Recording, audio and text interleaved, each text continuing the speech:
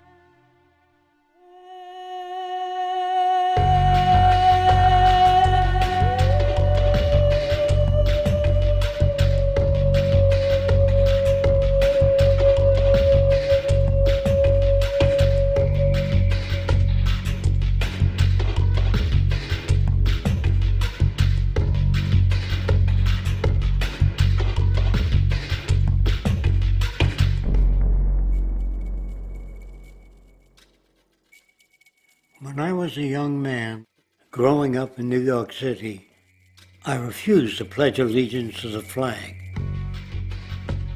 Of course, I was sent to the principal's office, and he asked me, "Why don't you want to pledge allegiance? Everybody does." I said, "Everybody once believed the earth was flat, but that doesn't make it so." I explained that America owed everything it has to other cultures and other nations, and that I would rather pledge allegiance to the earth and everyone on it. Needless to say, it wasn't long before I left school entirely, and I set up a lab in my bedroom. There I began to learn about science and nature. I realized then that the universe is governed by laws, and that the human being, along with society itself, was not exempt from these laws.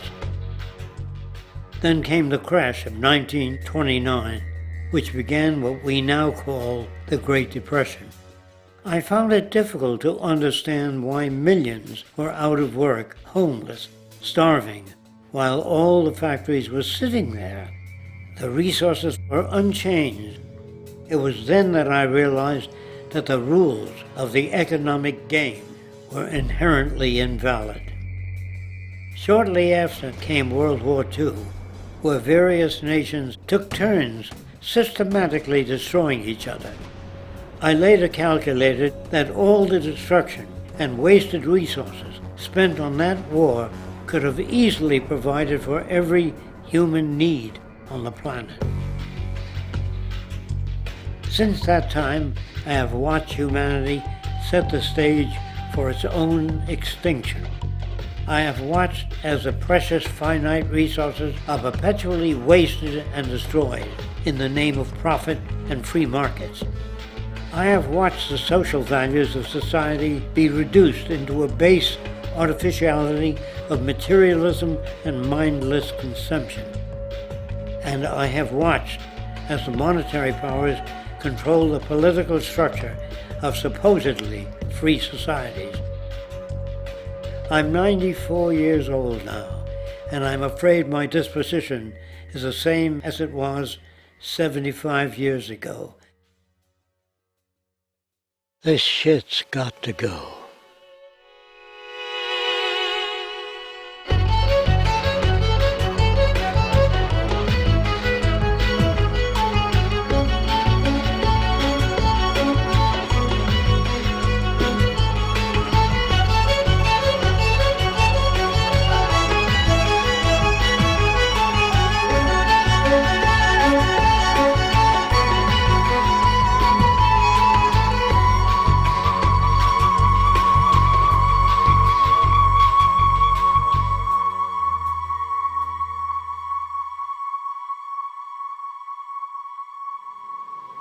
So you're a scientist, and somewhere along the way, hammered into your head is the inevitable nature versus nurture, and that's at least up there with Coke versus Pepsi or Greeks versus Trojans. So nature versus nurture, this by now utterly oversimplifying view of where influences on how a cell deals with an energy crisis, up to what makes us who we are on the most individualistic levels of personality. And what you've got is this complete false dichotomy built around nature as deterministic. At the very bottom of all the causality of life is DNA and the code of codes and the Holy Grail, and everything is driven by it. And at the other end, a much more social science perspective, which is we are social organisms, and biology is for slime molds. Humans are free of biology, and obviously both views are nonsense. What you see instead is it is virtually impossible to understand how biology works outside the context of environment. One of the most crazy-making yet widespread and potentially dangerous notions is, oh, that behavior is genetic. Now, what does that mean? It means all sorts of subtle stuff if you sort of know modern biology, but for most people out there, what it winds up meaning is, a deterministic view of life, one rooted in biology and genetics, genes equal things that can't be changed. Genes equal things that are inevitable and that you might as well not waste resources trying to fix, might as well not put societal energies into trying to improve because it's inevitable, it's unchangeable. And that is sheer nonsense.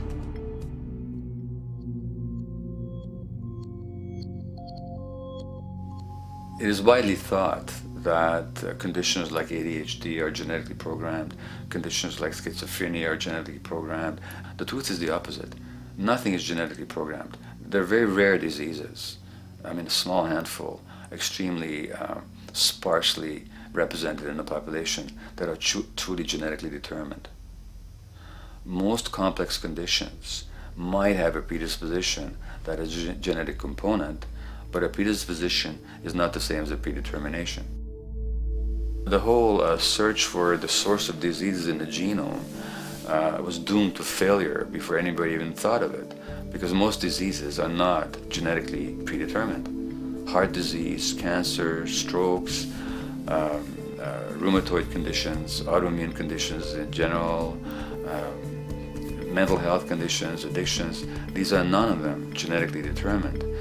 Breast cancer, for example, out of 100 women with breast cancer, only 7 will carry the breast cancer genes. 93 do not. And out of 100 women who do have the genes, not all of them will get cancer.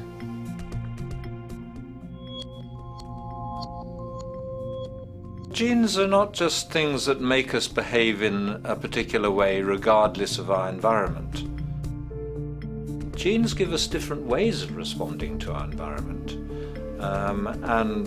In fact, it looks as if some of the early childhood influences of a kind of child rearing affects gene expression, actually turning on and off different genes to put you on a different developmental track, which may suit the kind of world you've got to deal with.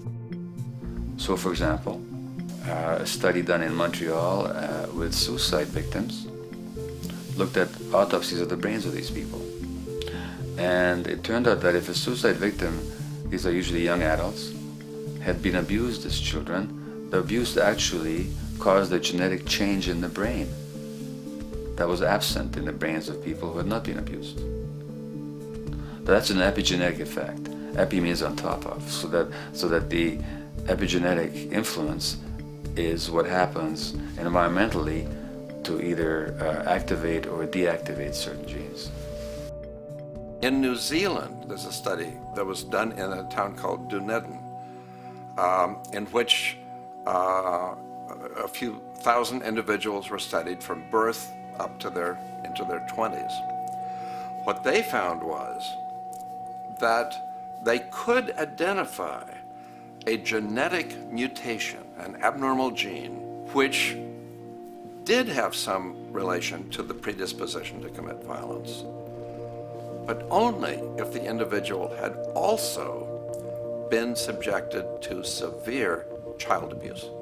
In other words, a child with this abnormal gene would be no more likely to be violent than anybody else, and in fact they actually had a lower rate of violence than people with normal genes, as long as they weren't abused as children. Great additional example of the ways in which genes are not be-all, end-all. Fancy technique where you can take a specific gene out of a mouse, that mouse and its descendants will not have that gene, you have knocked out that gene. So there's this one gene that codes for a protein that has something to do with learning and memory, and this fabulous demonstration, knock out that gene and you have a mouse that doesn't learn as well. Ooh, a genetic basis for intelligence. What was much less appreciated in that landmark study that got picked up by the media left and right is take those genetically impaired mice and raise them in a much more enriched, stimulating environment than your normal mice in a lab cage, and they completely overcame that deficit. So when one says in a contemporary sense that, oh, this behavior is genetic, to the extent that that's even a valid sort of phrase to use, what you're saying is there is a genetic contribution to how this organism responds to environment. Genes may influence the readiness with which an organism will deal with a certain environmental challenge. You know, that's not the version most people have in their minds, and not to be too soapboxing, but run with the old sort of version of it's genetic, and it's not that far from a history of eugenics and things of that sort. It's a widespread misconception, and it's a potentially fairly dangerous one. One reason that the sort of biological explanation for violence, one reason that hypothesis is potentially dangerous, it's not just misleading, it can really do harm, is because if you believe that, you could very easily say, well, there's nothing we can do to change the predisposition people have to becoming violent. All we can do if somebody becomes violent is punish them, lock them up or execute them. But we don't need to worry about changing the social environment or the social preconditions that may lead people to become violent, because that's irrelevant. The genetic argument allows us the luxury of ignoring past and present historical and social factors. And in the words of Louis Menand, he wrote in the New Yorker, very astutely, he said, "It's all in the genes, an explanation for the way things are that does not threaten the way things are.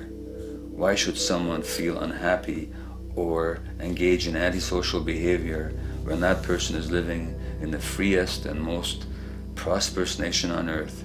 It can't be the system. There must be a flaw in the wiring somewhere," which is a good way of putting it. So the genetic argument is simply a cop-out, which allows us to ignore the social and economic and political factors that in fact underlie many troublesome behaviors.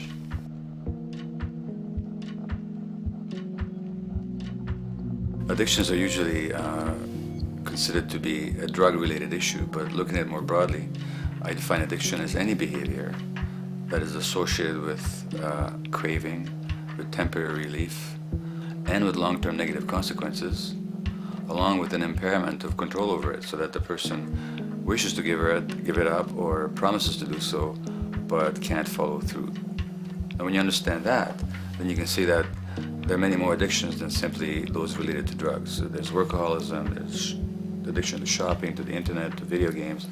There's the addiction to power. People have power, but they want more and more and more. Nothing is ever enough for them. Acquisition, corporations that must own more and more. The addiction to oil, or at least to the wealth and to the products made accessible to us by oil. Look at the negative consequences on the environment.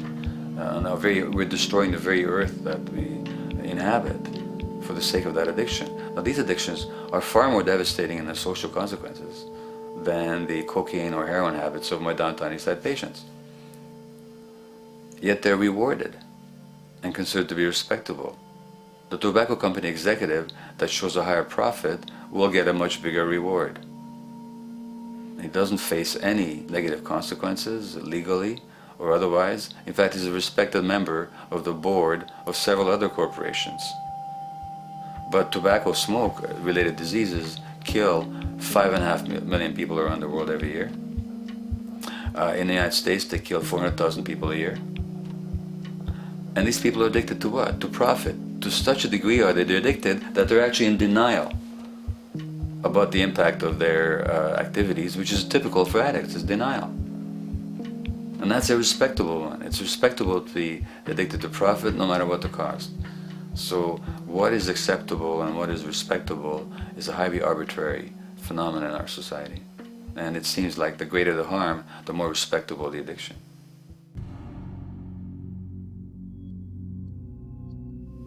There's a general myth that drugs in themselves are addictive. In fact, the war on drugs is predicated on the idea that if you interdict the sources of drugs, you can deal with addiction that way. Now, if we understand addiction in a broader sense, we see that nothing in itself is addictive. No substance, no drug is by itself addictive, and no behavior is by itself addictive. Many people can go shopping without becoming shopaholics. Not everybody becomes a food addict. Not everyone who drinks a glass of wine becomes an alcoholic. So the real issue is what makes people susceptible, because it's the combination of a susceptible individual and the potentially addictive substance or behavior that actually then makes for full flowering of addiction. In short, It's not the drug that's addictive, it's the question of the susceptibility of the individual to being addicted to a particular substance or behavior. If we wish to understand what then makes some people susceptible, we actually have to look at their life experience. The old idea, although it's old, but it's still broadly held, that addictions are due to some genetic cause is simply scientifically untenable. What the case is actually is that certain life experiences make people susceptible. Life experiences that not only shape the person's personality and psychological needs, but also their very brains in certain ways. And that process begins in utero.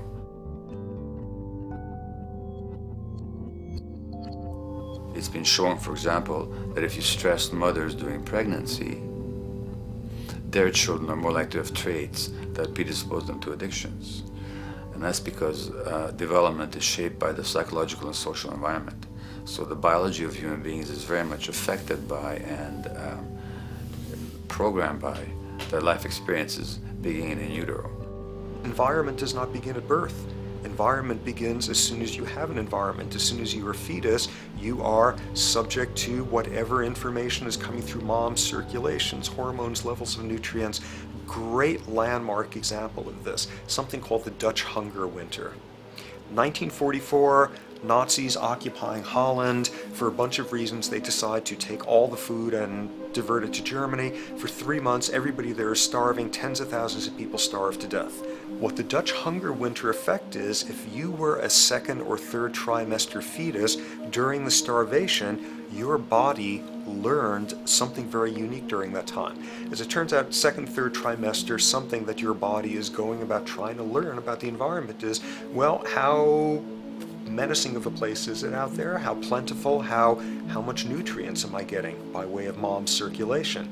Be a fetus who is starving during that time, and your body programs forever after to be really, really, really stingy with your sugar and fat, and what you do is you store every bit of it.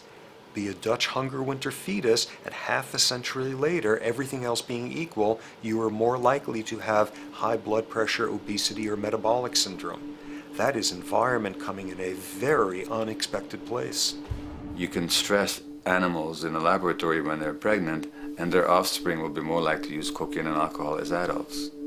You can stress human mothers. For example, in a British study, women who are abused in pregnancy will have higher levels of the stress hormone cortisol in their placenta at birth, and their children are more likely to have conditions that predispose them to addictions by age 7 or 8. So in utero stress already prepares the ground for all kinds of mental health issues. Israeli study done prior on children born to mothers who were pregnant prior to the onset of the 1967 war. These women, of course, are very stressed, and their offspring have a higher incidence of schizophrenia than the average cohort. So there's plenty of evidence now that prenatal effects have a huge impact on the developing human being.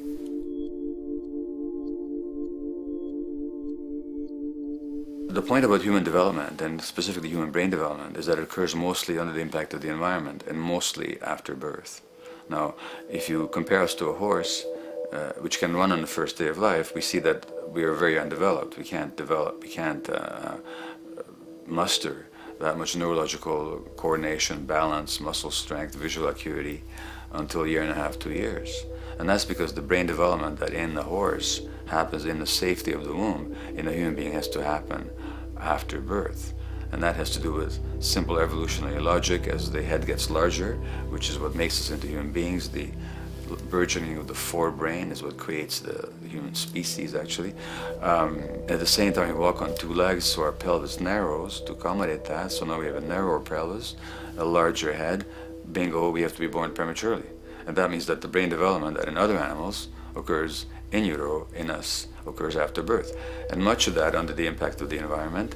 And the concept of neural Darwinism simply means that the circuits that get the appropriate input from the environment will develop optimally, and the ones that don't will either not develop optimally or perhaps not at all. If you take a child with perfectly good eyes at birth and you put him in a dark room for 5 years, he'll be blind thereafter for the rest of his life, because The circuits of vision require light waves for their development, and without that, even the rudimentary circuits present and active at birth will atrophy and die, and new ones will not develop. There's a significant way in which early experiences shape adult behavior, and even and especially early experiences for which there's no recall memory. It turns out that there are two kinds of memory. There is explicit memory, which is recall. This is when you can call back facts, details, episodes, circumstances. But the structure in the brain, which is called the hippocampus, which encodes recall memory, it doesn't even begin to develop fully until a year and a half, and it's not fully developed till much later, which is why hardly anybody has any recall memory prior to 18 months. But there's another kind of memory, which is called implicit memory, which is in fact an emotional memory, where the emotional impact and the interpretation that the child makes of those emotional experiences is ingrained in the brain in the form of nerve circuits ready to fire without specific recall. So to give you a clear example, people who are adopted have a lifelong sense of rejection very often. They can't recall the adoption, they can't recall the separation from birth mother because there's nothing there to recall with. But the emotional memory of separation and rejection is deeply embedded in their brains. Hence, they're much more likely to experience a sense of rejection and a great emotional upset when they perceive themselves as being rejected than other people. That's not unique to people who are adopted, but it's particularly strong in them because of this function of implicit memory. People who are addicted, given that they, according to all the research literature, certainly in my experience, the hardcore addicts virtually were all significantly abused as children or suffered severe emotional loss. Their emotional or implicit memories are those of a world that's not safe and not helpful, caregivers who are not to be trusted, and relationships that are not safe enough to open up to vulnerably. And hence their responses tend to be to keep themselves separate from really intimate relationships, not to trust caregivers, doctors and other people who are trying to help them, and generally see the world as an unsafe place. And that's strictly a function of implicit memory, which sometimes has to do with incidents they don't even recall.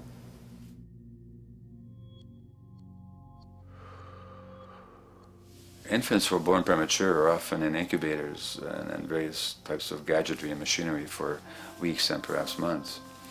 It's now known that if these children are touched and stroked on the back for just 10 minutes a day, that promotes their brain development. So human touch is essential for development. And in fact, infants who are never picked up will actually die. That's how much of a fundamental need being held is to human beings.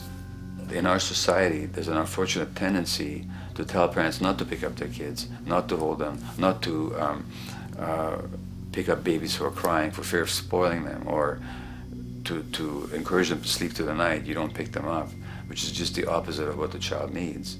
And these children might go back to sleep because they give up and their brains just shut down as a way of defending against the vulnerability of being abandoned really by their parents. But their implicit memories will be that of a world that doesn't give a damn. A lot of these differences are structured very early in life. In a way, if you like, the parental experience of adversity, how tough life is or how easy it is passed on to children, whether through maternal depression or parents being bad-tempered with their kids because they've had a hard day or just being too tired at the end of the day. And these have very powerful effects, programming children's development, which we know a lot about now. But that's early sensitivity isn't just an evolutionary mistake. It exists again in many different species. Even seedlings, there's an early adaptive process to the kind of environment they're growing up in. But for humans, the adaptation is to the quality of social relations. And so early life, how nurturing or how much conflict, how much attention you get, is a taster of the kind of world you may be growing up in. Are you growing up in a world where you have to fight for what you can get, watch your back, fend for yourself, learn not to trust others? Or are you growing up in a society where you depend on reciprocity, mutuality, cooperation, where empathy is important, where your security depends on good relations with other people? And that needs a very different emotional and cognitive development. And that's what the early sensitivity is about. And parenting is almost, quite unconsciously, a system for passing on that experience to children of the kind of world they're in. The great British child psychiatrist D.W. Winnicott said that fundamentally two things can go wrong in childhood. One is when things happen that shouldn't happen, and then things that should happen but don't. And the first category is the traumatic and abusive and abandonment experiences of my downtown East Side patients and of many addicts. That's what shouldn't happen but did. But then there is the non-stressed, attuned, non-distracted attention of the parent that every child needs, that very often children don't get. They're not abused, they're not neglected, and they're not traumatized. But what should happen, the presence of the emotionally available, nurturing parent, just is not available to them because of the stresses in our society and the parenting environment. And the psychologist Alan Shore calls that proximal abandonment, when the parent is physically present but emotionally absent. I have spent roughly the last 40 years of my life working with the most violent people our society produces, murderers, rapists, and so on, in an attempt to understand what causes this violence. I discovered that the most violent of the criminals in our prisons had themselves been victims of a degree of child abuse that was beyond the scale of what I ever thought of applying the term child abuse to. I had no idea of the depth of the depravity with which children in our society are all too often treated. The most violent people I saw were themselves the survivors of their own attempted murder, often at the hands of their parents or other people in their social environment, or were the survivors of family members who'd been killed, their closest family members, by other people. The Buddha argued that everything depends on everything else. He says the one contains the many and the many contains the one. That you can't understand anything in isolation from its environment. The leaf contains the sun, the sky, and the earth, obviously. This has not been shown to be true, of course, all around, and specifically when it comes to human development. The modern scientific term for it is the biopsychosocial nature of human development, which says that the biology of human beings depends very much on their interaction with the social and psychological environment. And specifically, the psychiatrist and researcher Daniel Siegel at University of California, Los Angeles, UCLA, has coined the phrase interpersonal neurobiology, which means to say that the way that our nervous system functions depends very much on our personal relationships.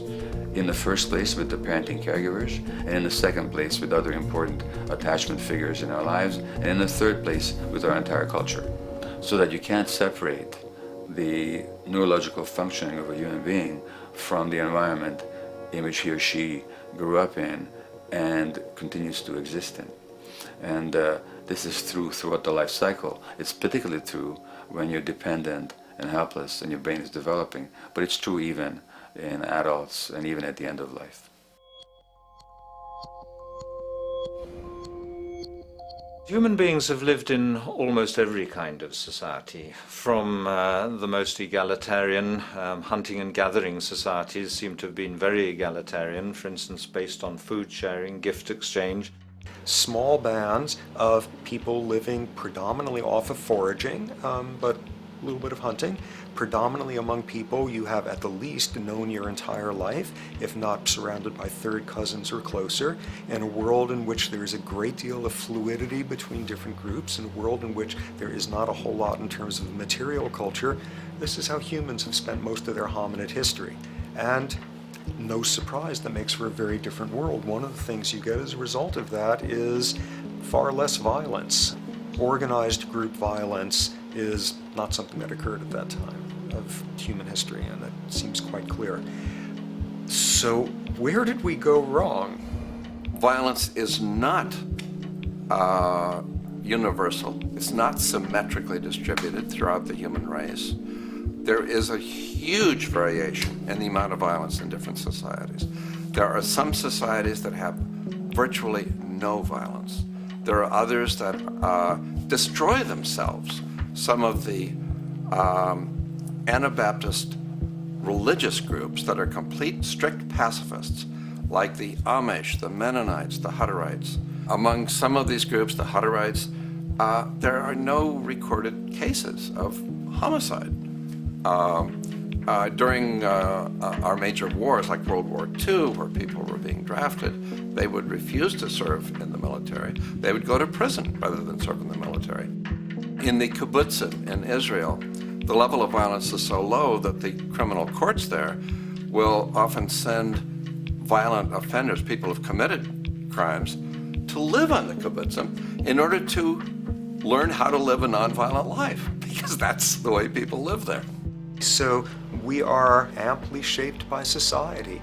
Our societies in the broader sense, including our theological, our metaphysical, our linguistic influences, etc., our societies help shape us as to whether or not we think life is basically about sin or about beauty, whether the afterlife will carry a price for how we live our lives or if it's irrelevant. In a broad sort of way, different large societies could be termed as individualistic or collectivist, and you get very different people and different mindsets, and I suspect different brains coming along with that. We in America are in one of the most individualistic of societies, and capitalism being a system that allows you to go higher and higher up a potential pyramid, and the deal is it comes with fewer and fewer safety nets. By definition, the more stratified a society is, the fewer people you have as peers, the fewer people with whom you have symmetrical, reciprocal relationships, and instead all you have are differing spots and endless hierarchies. And a world in which you have few reciprocal partners is a world with a lot less altruism.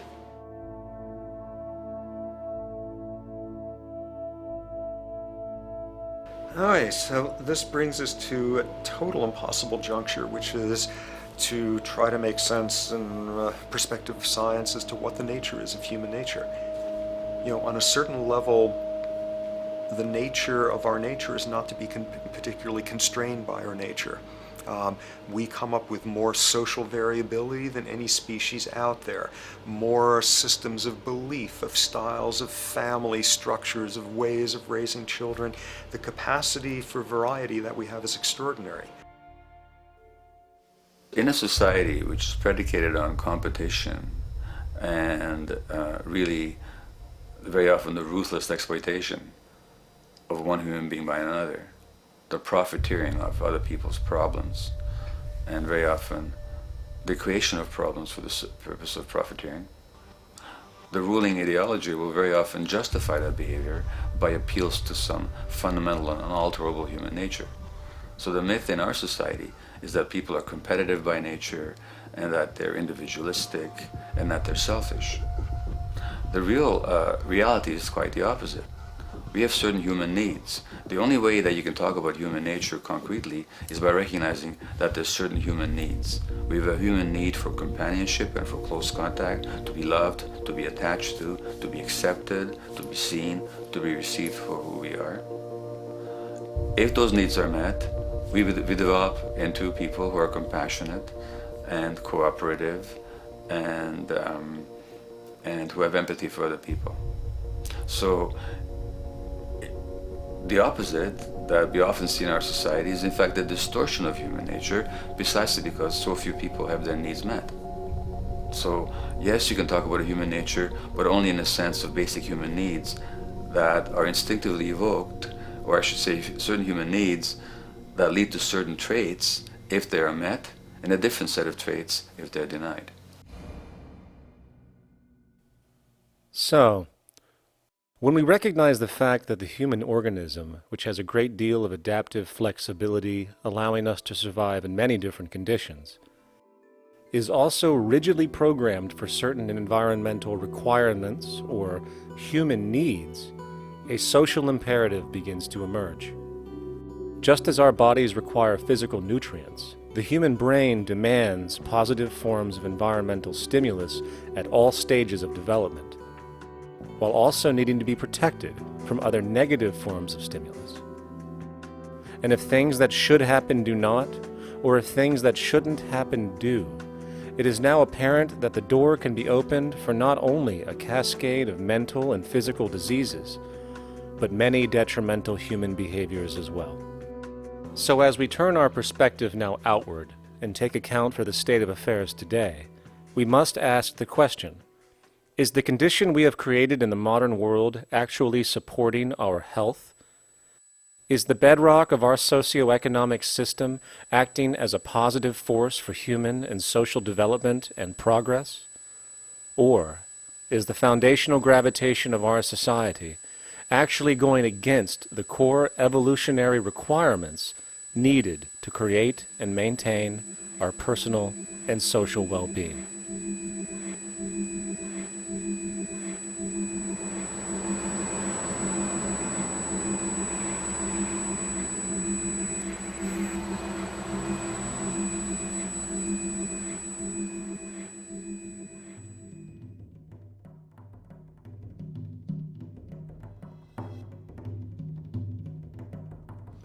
So one might ask, where did this all begin?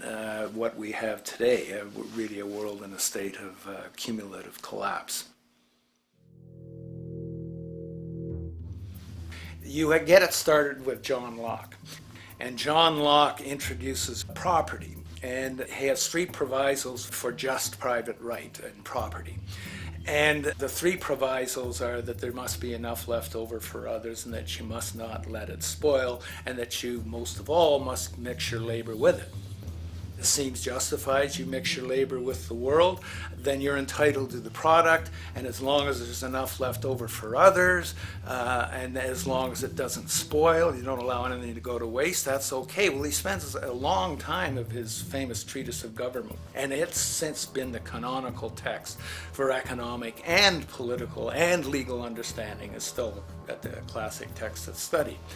Well, what he did is, after he gives the provisos, and you're almost thinking at the time whether you're for private property or not, he's given a very good and plausible and powerful defense of private property here. Well, he drops them. He drops them like that, right in one sentence. He says, well, once the introduction of money came in by men's tacit consent, then it became, and he doesn't say all the provisos are canceled, erased, but that's what happens. So now we have not product and your property earned by your own labor. Oh no, money buys labor now. There's no longer a consideration of whether there's enough left over for others. There's no longer a consideration of whether it spoils, because he says, well, money's like silver and gold can't spoil, therefore monies can't be responsible for waste, which is ridiculous. We're not talking about money and silver, we're talking about what its effects are. It's one non sequitur after another. Just the most startling logical legerdemain that he gets away with here. But it fits the interests of capital owners. Then Adam Smith comes along, and what he adds is the religion to this. Locke started with God made it all this way. This is God's right.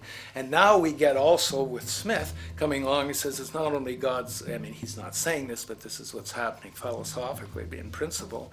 He's saying it's not only a question of private property, that's all now presupposed, is given. And that there's money investors that buy labor, given. That there's no limit to how much they can buy of other men's labor, how much they can accumulate, how much inequality, that's all given now. And so he comes along, and what his big idea is, and again, it's just introduced in parentheses, en passant. You know, when people put out the goods for sale and others, you know, the supply, and other people buy them with the demand and so forth, how do we have supply equaling demand or demand equaling supply? How can they come into equilibrium? And that is one of the central notions of economics, is how do they come into equilibrium? And he says it's the invisible hand of the market that brings them into equilibrium. So now we have God is actually immanent. He just didn't give the rights to property and how, all its wherewithal and its natural rights of doing all that Locke said. Now we have the system itself as God. In fact, Smith says, when he talks, and you'll never find this quoted, you have to read the whole of the Inquiry into the Wealth of Nations. He says, the scantiness of subsistence sets limits to the reproduction of the poor, and that nature can deal with this in no other way than elimination of their children. So he anticipated evolutionary theory in the worst sense. This is well before Darwin. And so he called them the race of laborers. So you can see there was inherent racism built in here. There was an inherent acceptance, life blindness to kill innumerable children. And he thought, well, that's the invisible hand making supply meet demand and demand meet supply. So see how wise God is. So you can see a lot of the really virulent, life-destructive, eco-genocidal things that are going on now have, in a way, a thought gene back in Smith too. When we reflect on the original concept of the so-called free market capitalist system, as initiated by early economic philosophers such as Adam Smith, we see that the original intent of a market was based around real, tangible, life-supporting goods for trade. Adam Smith never fathomed that the most profitable economic sector on the planet would eventually be in the arena of financial trading or so-called investment, where money itself is simply gained by the movement of other money in an arbitrary game which holds zero productive merit to society. Yet, regardless of Smith's intent, the door for such seemingly anomalous advents was left wide open by one fundamental tenet of this theory. Money is treated as a commodity in and of itself. Today, in every economy of the world, regardless of the social system they claim, money is pursued for the sake of money and nothing else. The underlying idea, which was mysteriously qualified by Adam Smith with his religious declaration of the invisible hand, is that the narrow, self-interested pursuit of this fictional commodity will somehow magically manifest human and social well-being and progress. The reality is that the monetary incentive interest, or what some have termed the money sequence of value, has now completely decoupled from the foundational life interest, which could be termed the life sequence of value. What has happened is that there's a complete confusion in economic doctrine between those two sequences. They think that the money sequence of value delivers the life sequence of value, and that's why they say if more goods are sold, if GDPs rise and so forth, therefore there'll be more well-being, enhanced well-being. We take the GDP to be basically our indicator of social health. Well, there you see the confusion. It's talking about money sequences of value, that is all the receipts, all the revenues that are derived from selling goods, and they're confusing that with life reproduction, so that you have built right into this thing from the beginning is a complete conflation of the money and life sequences of value. So we're dealing with a kind of structured delusion that becomes more and more deadly as the money sequence decouples from producing anything at all. So it's a system disorder, and the system disorder seems to be fatal.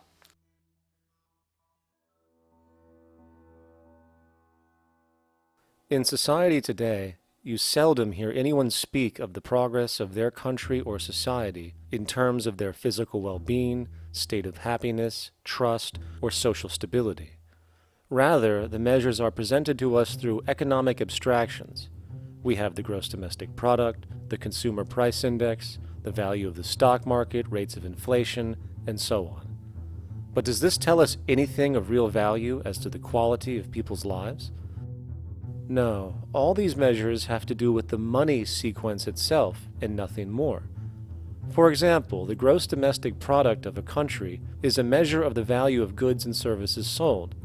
This measure is claimed to correlate to the standard of living of a country's people. In the United States, healthcare accounted for over 17% of GDP in 2009, amounting to over $2.5 trillion spent, hence creating a positive effect on this economic measure. And based on this logic, it would be even better for the U.S. economy if healthcare services increased more so, perhaps to $3 trillion or $5 trillion, since that would create more growth, more jobs, and hence boasted by economists as a rise in their country's standard of living. But wait a minute, what do healthcare services actually represent? Well, sick and dying people. That's right, the more unhealthy people there are in America, the better the economy. Now, that is not an exaggeration or a cynical perspective. In fact, if we step back far enough, you will realize that the GDP not only doesn't reflect real public or social health on any tangible level, it is, in fact, mostly a measure of industrial inefficiency and social degradation. And the more you see it rise, the worse things are becoming with respect to personal, social, and environmental integrity. You have to create problems to create profit. There is no profit under the current paradigm in saving lives, putting balance on this planet, having justice and peace or anything else. There's just no profit there. There's an old saying, pass a law, create a business. Whether you're creating a business for a lawyer or whatever. So, crime does create business, just like destruction creates business in Haiti. We have now roughly 2 million people incarcerated in this country, and of those, many of them are in prisons run by private corporations, Corrections Corporation of America, Wackenhut, who trade their stock on Wall Street based upon how many people are in jail. Now that's sickness, but that is a reflection of what this economic paradigm calls for. So what exactly does this economic paradigm call for? What is it that keeps our economic system going? Consumption. Or more accurately, cyclical consumption. When we break down the foundation of classic market economics, we are left with a pattern of monetary exchange that simply cannot be allowed to stop or even substantially slowed, if the society as we know it is to remain operational. There are three main actors on the economic stage: the employee, the employer, and the consumer. The employee sells labor to the employer for income. The employer sells its production services and hence goods to the consumer for income. And the consumer, of course, is simply another role of the employer and employee, spending back into the system to enable the cyclical consumption to continue.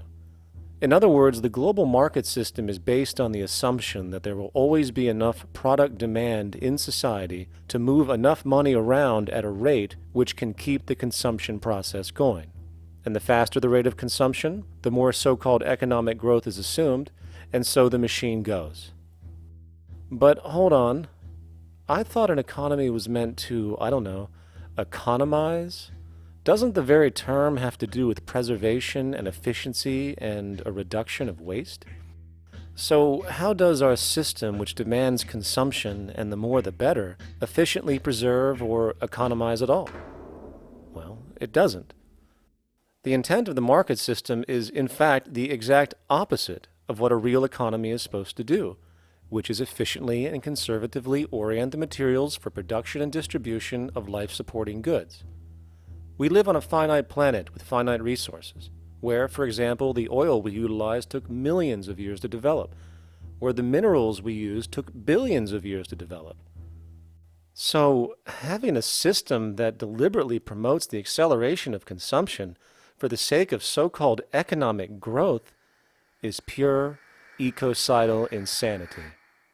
Absence of waste, that's what efficiency is. Absence of waste.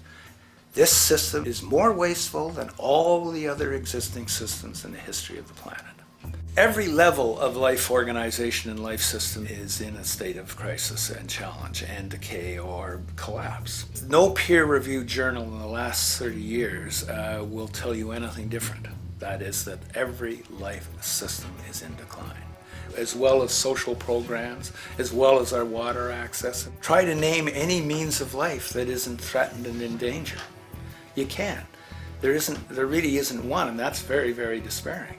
But we haven't even figured out the causal mechanism. We don't want to face the causal mechanism. We just want to go on, that's what insanity is, where you keep doing the same thing over and over again, though it clearly doesn't work. So you're really dealing with not an economic system, but I would go so far as to say an anti-economic system. There's an old saying that the competitive market model seeks to create the best possible goods at the lowest possible prices. This statement is essentially the incentive concept, which justifies market competition based on the assumption that the result is the production of higher quality goods. If I was going to build myself a table from scratch, I would naturally build it out of the best, most durable materials possible, right? With the intent for it to last as long as possible. Why would I want to make something poor, knowing I would have to eventually do it again and expend more materials and more energy? Well, as rational as that may seem in the physical world, when it comes to the market world, it is not only explicitly irrational, it is not even an option. It is technically impossible to produce the best of anything if a company is to maintain a competitive edge and hence remain affordable to the consumer. Literally everything created and set for sale in the global economy is immediately inferior the moment it is produced, for it is a mathematical impossibility to make the most scientifically advanced, efficient, and strategically sustainable products. This is due to the fact that the market system requires that cost efficiency, or the need to reduce expenses, exist at every stage of production, from the cost of labor to the cost of materials and packaging, and so on. This competitive strategy, of course, is to make sure the public buys their goods rather than from a competing producer, which is doing the exact same thing to also make their goods both competitive and affordable. This immutably wasteful consequence of the system could be termed intrinsic obsolescence. However, this is only one part of a larger problem. A fundamental governing principle of market economics, one that you will not find in any textbook, by the way, is the following. Nothing produced can be allowed to maintain a lifespan longer than what can be endured in order to continue cyclical consumption. In other words, it is critical that stuff break down, fail, and expire within a certain amount of time. This is termed planned obsolescence. Planned obsolescence is the backbone of the underlying market strategy of every goods-producing corporation in existence. While very few, of course, would admit to such a strategy outright, what they do is mask it within the intrinsic obsolescence phenomenon just discussed, while often ignoring or even suppressing new advents in technology which might create a more sustainable, durable good.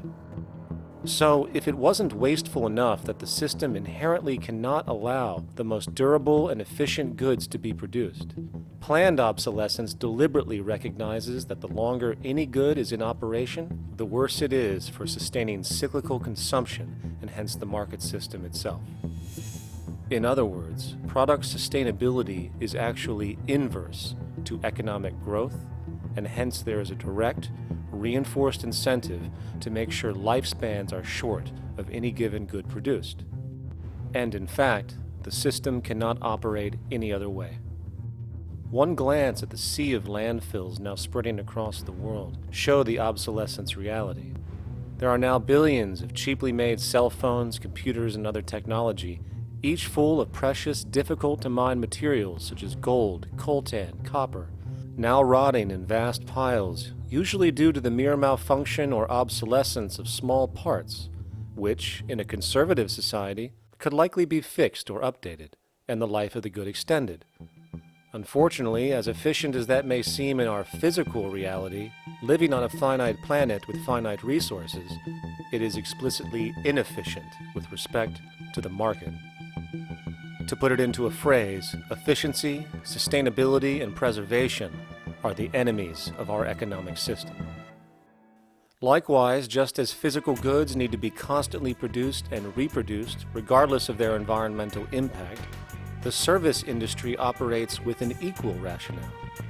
The fact is, there is no monetary benefit to resolving any problems which are currently being serviced. At the end of the day, the last thing the medical establishment really wants is the curing of diseases such as cancer, which would eliminate countless jobs and trillions in revenue. And since we're on the subject, crime and terrorism in this system are good. Well, at least economically, for it is employing police, generating high-value commodities for security, not to mention the value of prisons that are privately owned for profit. And how about war? The war industry in America is a huge driver of GDP, one of the most profitable industries, producing weapons of death and destruction. The favorite game of this industry is to blow things up and then go and rebuild them for profit. We saw this with the windfall billion-dollar contracts made from the Iraq War. The bottom line is that socially negative attributes of society have become positively rewarded ventures for industry, and any interest in problem resolution or environmental sustainability and conservation is intrinsically counter to economic sustainability. And this is why, every time you see the GDP rise in any country, you are witnessing an increase in necessity, whether real or contrived. And by definition, a necessity is rooted in inefficiency. Hence, increased necessity means increased inefficiency. The American dream is based on rampant consumerism. It is based upon the fact that mainstream media, and especially commercial advertising, all corporations who need this infinite growth have convinced us or brainwashed most people in America, and hence the world, that we have to have X number of material possessions and the possibility of gaining infinitely more material possessions in order to be happy. That's just not true. So why do people continue to buy in this way, which is ultimately eco-genocidal in its systemic effects cumulatively? And it just is classical operant conditioning. You simply put inputs of conditioning into the organism, and you have outputs of desired behaviors or goals or objectives. And it has all the resources of technology. And they boast about how they get into the minds of infants. What they hear is already making them conditioned to the brand. Then you see, well, that's how people have been such fools. In a way, they've been taught to be fools. It's a value system disorder. You know, if there is any testament to the plasticity of the human mind, if there is any proof to how malleable human thought is and how easily conditioned and guided people can become based on the nature of their environmental stimulus and what it reinforces, the world of commercial advertising is the proof. You have to stand in awe at the level of brainwashing where these programmed robots known as consumers wander the landscape only to walk into a store and spend, say, $4,000 on a handbag that likely costs $10 to make in a sweatshop overseas, only for the brand status it supposedly represents in the culture.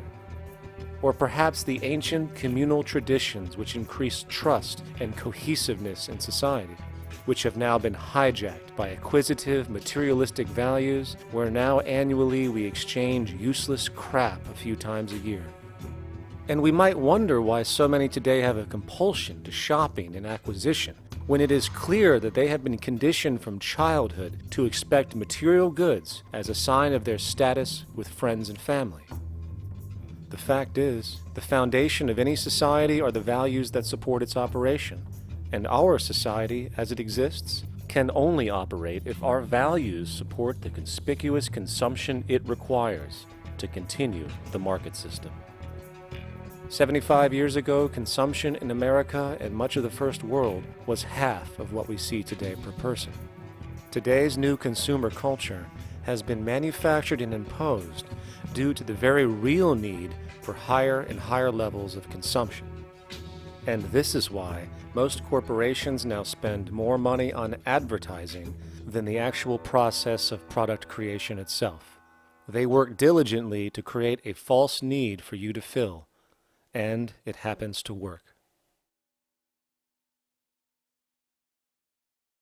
You know, economists are in fact not economists at all. They're propagandists of money value. And you'll find that all their models basically get down to token exchanges that are to the profit of one side or both sides or whatever, but they're completely disconnected from the actually existing world of reproduction.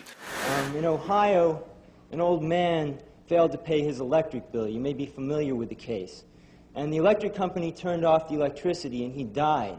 The reason they turned it off was because it wouldn't have been profitable for them to keep it on because he didn't pay his bill. Do you believe that was right? The responsibility really lies not on the electric company for turning it off, but on those of this man's neighbors and friends and associates who are not charitable enough to enable him as an individual to meet the electric bill. Did I hear that right? Did he just say the death of a man caused by not having money was the responsibility of other people, or in effect, charity? Well then, I guess we're going to need a whole lot of infomercials, little miserable coin slot donations for bodega counters, and a bunch of pickle jars for the billion people now starving to death on this planet because of the very system Milton Friedman promotes. Whether you are dealing with the philosophies of Milton Friedman, F.A. Hayek, John Maynard Keynes, Ludwig von Mises, or any other major market economist, the basis of rationale rarely leaves the money sequence. It is like a religion.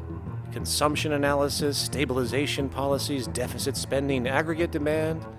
It exists as a never-ending, self-referring, self-rationalizing circle of discourse where universal human need, natural resources, or any form of physical life-supporting efficiency is ruled out by default and replaced by the singular notion that humans seeking advantage over each other for money alone, motivated by their own narrow self-interest, will magically create a sustainable, healthy, balanced society.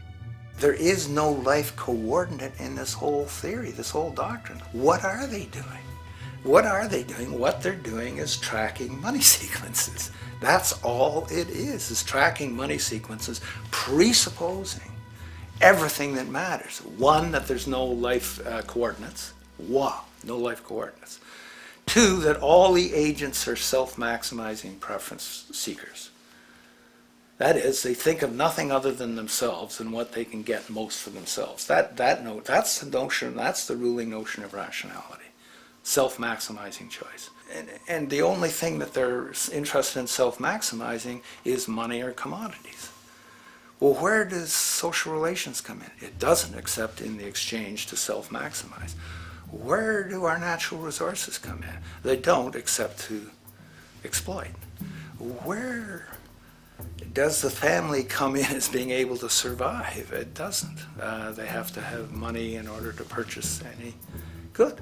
Well, shouldn't an economy deal somewhere with human need? Isn't that what the fundamental issue is, to satisfy human needs? Oh, need isn't even in your lexicon. You dissolve it into wants. And what is a want? That means money demand that wants to buy. Well, if it's money demand that wants to buy, it's got nothing to do with need, because it may be the person has no money demand and desperately needs, say, water supply. Or it may be money demand wants a gold toilet seat. Well, where does it all go? To the gold toilet seat.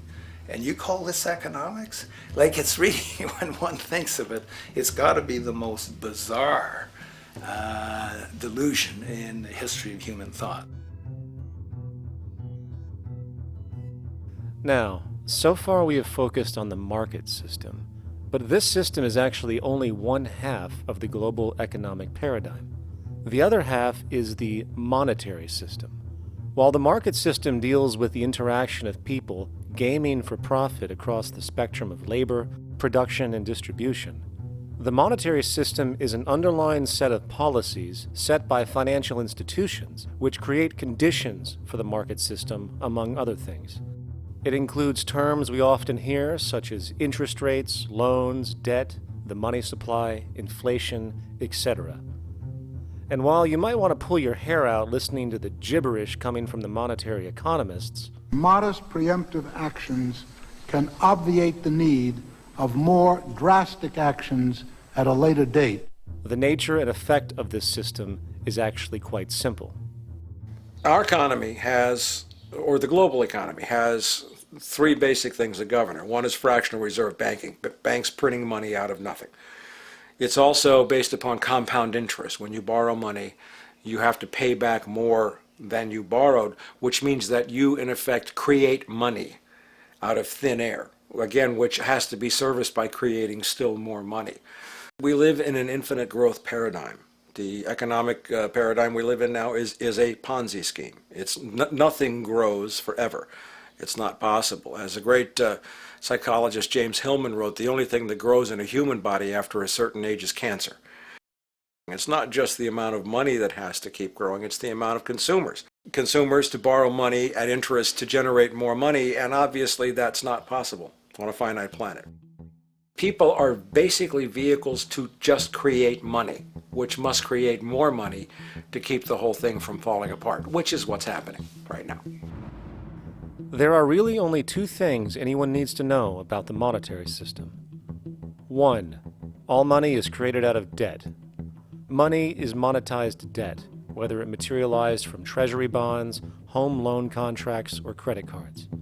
In other words, if all outstanding debt was to be repaid right now, there would not be $1 in circulation. And 2, interest is charged on virtually all loans made, and the money needed to pay back this interest does not exist in the money supply outright. Only the principal is created by the loans, and the principal is the money supply. So, if all this debt was to be repaid right now, not only would there not be $1 left in circulation, there would also be a gigantic amount of money owed that is literally impossible to pay back, for it does not exist. The consequence of all of this is that two things are inevitable: inflation and bankruptcy. As far as inflation, this can be seen as an historical trend in virtually every country today, and easily tied to its cause, which is the perpetual increase of the money supply, which is required to cover the interest charges and keep the system going. As far as bankruptcy, it comes in the form of debt collapse. This collapse will inevitably occur with a person, a business, or a country, and typically happens when the interest payments are no longer possible to make. But there is a bright side to all of this. Well, at least in terms of the market system, because debt creates pressure. Debt creates wage slaves. A person in debt is much more likely to take a low wage than a person who isn't, hence becoming a cheap commodity. So it's great for the corporations to have a pool of people that have no financial mobility. But hey, that same train of thought also goes for entire countries. The World Bank and the International Monetary Fund, which mostly serve as proxies for transnational corporate interests, give gigantic loans to troubled countries at very high interest rates, and then, once the countries are deeply in the hole and can't pay, austerity measures are applied, the corporations swoop in, set up sweatshops, and take their natural resources. Now that's market efficiency. But wait, there's more. You see, there's this unique hybrid of the monetary and market system called the stock market, which rather than, actually produce anything real, they just buy and sell money itself. And when it comes to debt, you know what they do? That's right, they trade it. They actually buy and sell debt for profit, from credit default swaps and collateralized debt obligations for consumer debt, to complex derivative schemes used to mask the debt of entire countries, such as the collusion of investment bank Goldman Sachs in Greece, which nearly collapsed the entire European economy. So when it comes to the stock market and Wall Street, we have an entirely new level of insanity born out of the money sequence of value. All you need to know about markets was written in an editorial in the Wall Street Journal a couple years ago. It was called Lessons of the Brain-Damaged Investor. And in this editorial, they explain why people with slight brain damage do better as investors than people with normal brain functionality. Why? Because the slightly brain-damaged person has no empathy. And that's the key. If you don't have any empathy, you do well as an investor. And so Wall Street breeds people who have no empathy to go in there and to make decisions and make trades that they have no compunction about and no thought whatsoever as to what they're doing might affect their fellow human being. So they breed these robots, these people who have no souls. And since they don't even want to pay these people anymore, they're now breeding robots, real algorithmic traders, Goldman Sachs and the high-frequency trading scandal. They put a computer next to the exchange, the New York Stock Exchange. This computer, this co-located computer, as they call it, it front-runs all the trades on the exchange, and it hits the exchange with volumes of orders in ways that scout pennies and nickels away from the exchange. It's like they're siphoning money all day long. They went one quarter last year, 30 or 60 straight days without a single down day and made millions of dollars every single day. Is that because, well, that's statistically impossible. When I worked on Wall Street, the way it works is everyone kicks upstairs the bribes. The brokers bribe to the office manager bribes to the regional sales manager bribes to the national sales manager. It's a common understanding. At Christmas, who gets the biggest bonus at Christmas in an average brokerage office? The compliance officer. The compliance officer sits there all day long. He's supposed to be making sure you don't violate any of the margin rules and you're complying with the law. Of course, yeah, to the extent that you can bribe the compliance officer, yeah, that's right, you are complying with the law. So how does fraud has become the system? It's no longer a byproduct. It is the system. You know, it's like that old Woody Allen joke. He says, "Doctor, my brother thinks he's a chicken." And the doctor says, "Take a pill, and that should cure the problem." And he says, "No, doctor, you don't understand. We need the eggs." Okay? So the trading of fraudulent claims back and forth between banks to generate fees, to generate bonuses, has become the GDP producing growth engine of the United States economy. Even though they're essentially trading fraudulent claims that there's absolutely no hope of ever paying back. They're processing and generating and resecuritizing nothing. If I write $20 billion on a cocktail napkin and I sell it to JP Morgan, while JP Morgan writes $20 billion on a cocktail napkin, and we swap those two cocktail napkins at a bar, and we each pay ourselves 1/4% in a fee, we make a lot of money for our Christmas bonus. We each have on our books a $20 billion cocktail napkin, which has no real value until such time as the system is no longer able to absorb bogus cocktail napkins, in which case we go to the government to get bailed out. And because of Wall Street and the global stock market, there are now conservatively about $700 trillion of outstanding fraudulent claims known as derivatives, still waiting to collapse, a value amounting to over 10 times the gross domestic product of the entire planet. And while we have seen the bailouts of corporations and banks by governments, which of course comedically borrow their money from banks to begin with, we are now seeing attempts to bail out whole countries by conglomerates of other countries through the international banks. But how do you bail out a planet? There is no country out there that isn't now saturated in debt. The cascade of sovereign debt defaults we have seen can only be the beginning when the math is taken into account.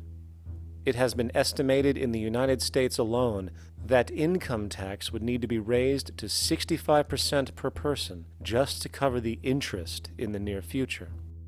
Economists are now foreshadowing that within a few decades, 60% of the countries on the planet will be bankrupt. But hold on, let me get this straight. The world is going bankrupt, whatever the hell that means, because of this idea called debt, which doesn't even exist in the physical reality. It's only part of a game that we've invented. And yet the well-being of billions of people is now being compromised.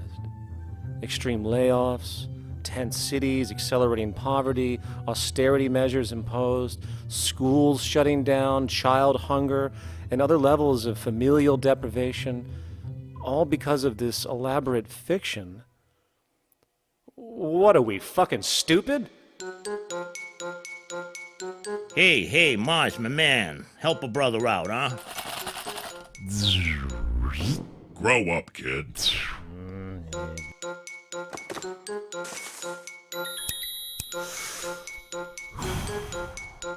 Saturn, what's up, man? You remember that smoking nebula I hooked you up with a while back? Listen, Earth, we're getting really tired of you. You've been given everything, and yet you waste it all. You got plenty of resources, and you know it. Why don't you grow up and learn some responsibility, for Christ's sake? You're making your mother miserable.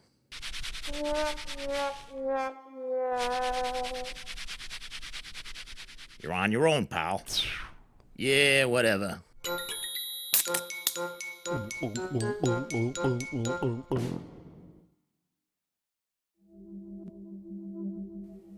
Now, all of this considered, from the waste machine known as the market system to the debt machine known as the monetary system, hence creating the monetary market paradigm which defines the global economy today, there is one consequence that runs through the entire machine: inequality.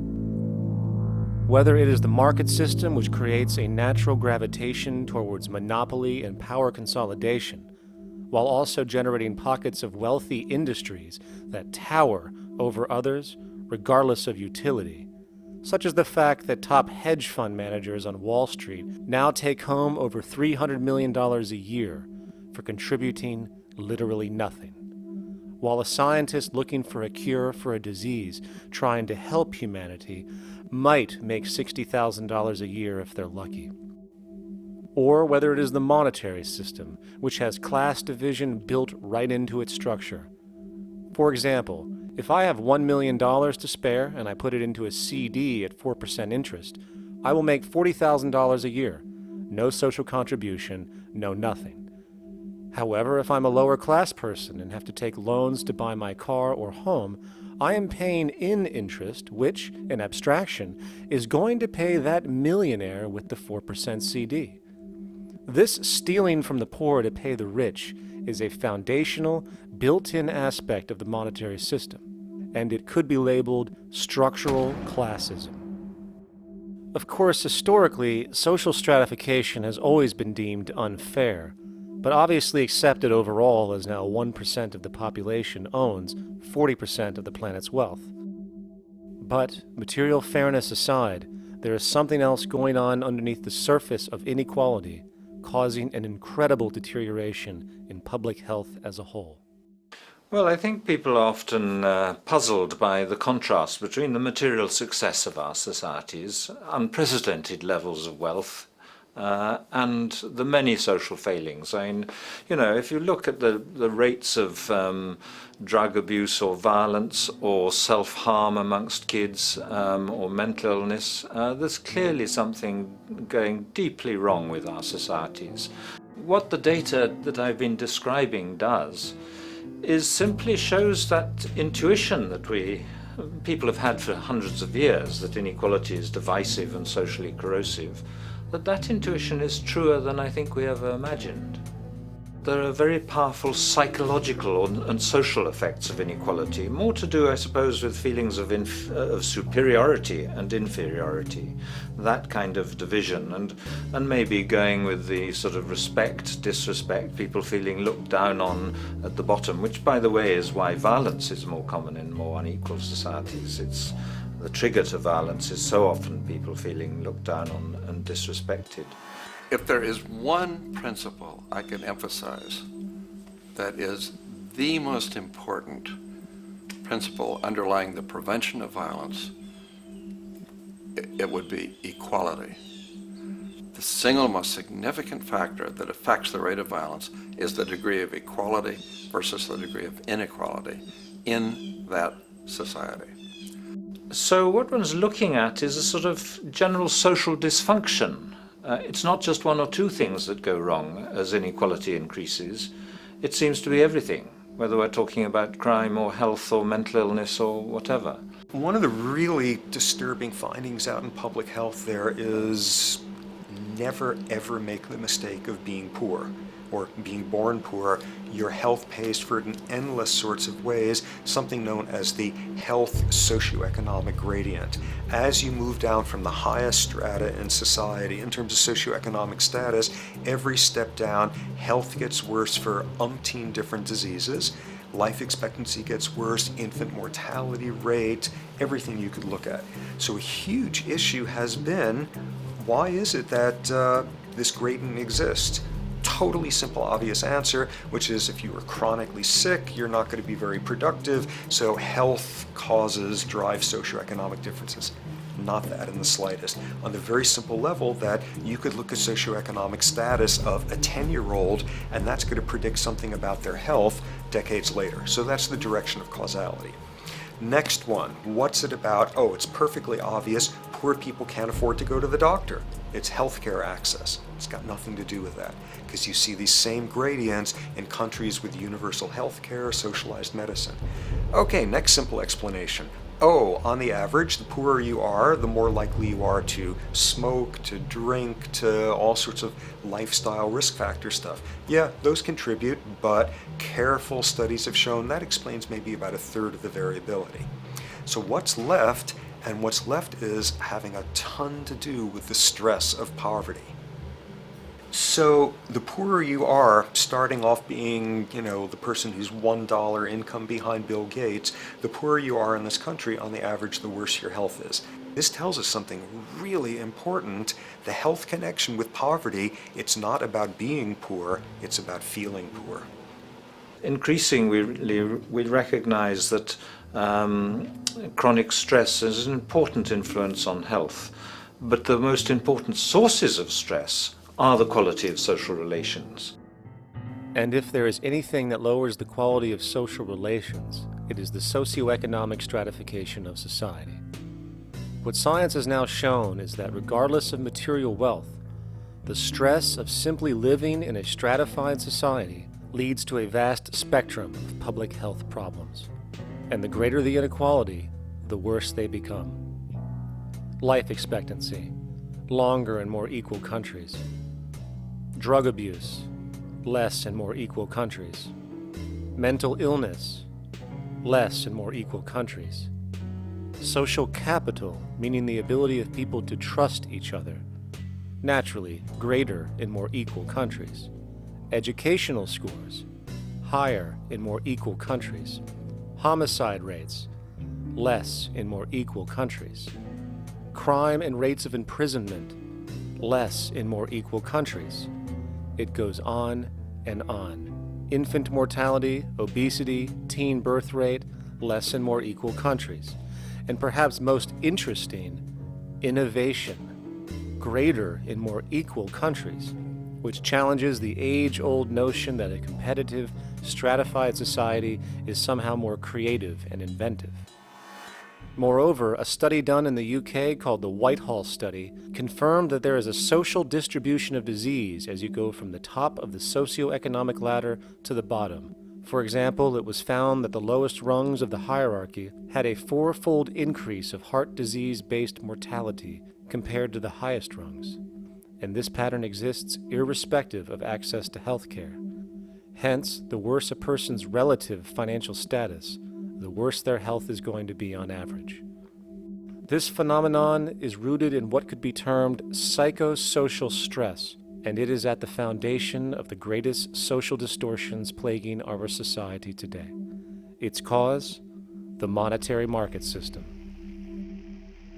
Make no mistake, the greatest destroyer of ecology, the greatest source of waste and depletion and pollution, the greatest purveyor of violence, war, crime, poverty, animal abuse, and inhumanity, the greatest generator of social and personal neuroses, mental disorders, depression, anxiety, not to mention the greatest source of social paralysis, stopping us from moving into new methodologies for personal health, global sustainability, and progress on this planet, is not some corrupt government or legislation, not some rogue corporation or banking cartel, not some flaw of human nature, and not some secret hidden cabal that controls the world.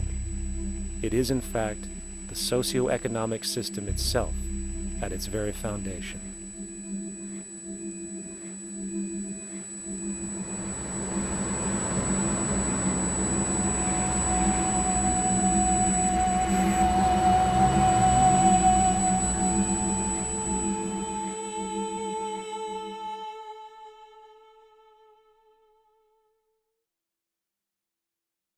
Let's imagine for a moment we had the option to redesign human civilization from the ground up.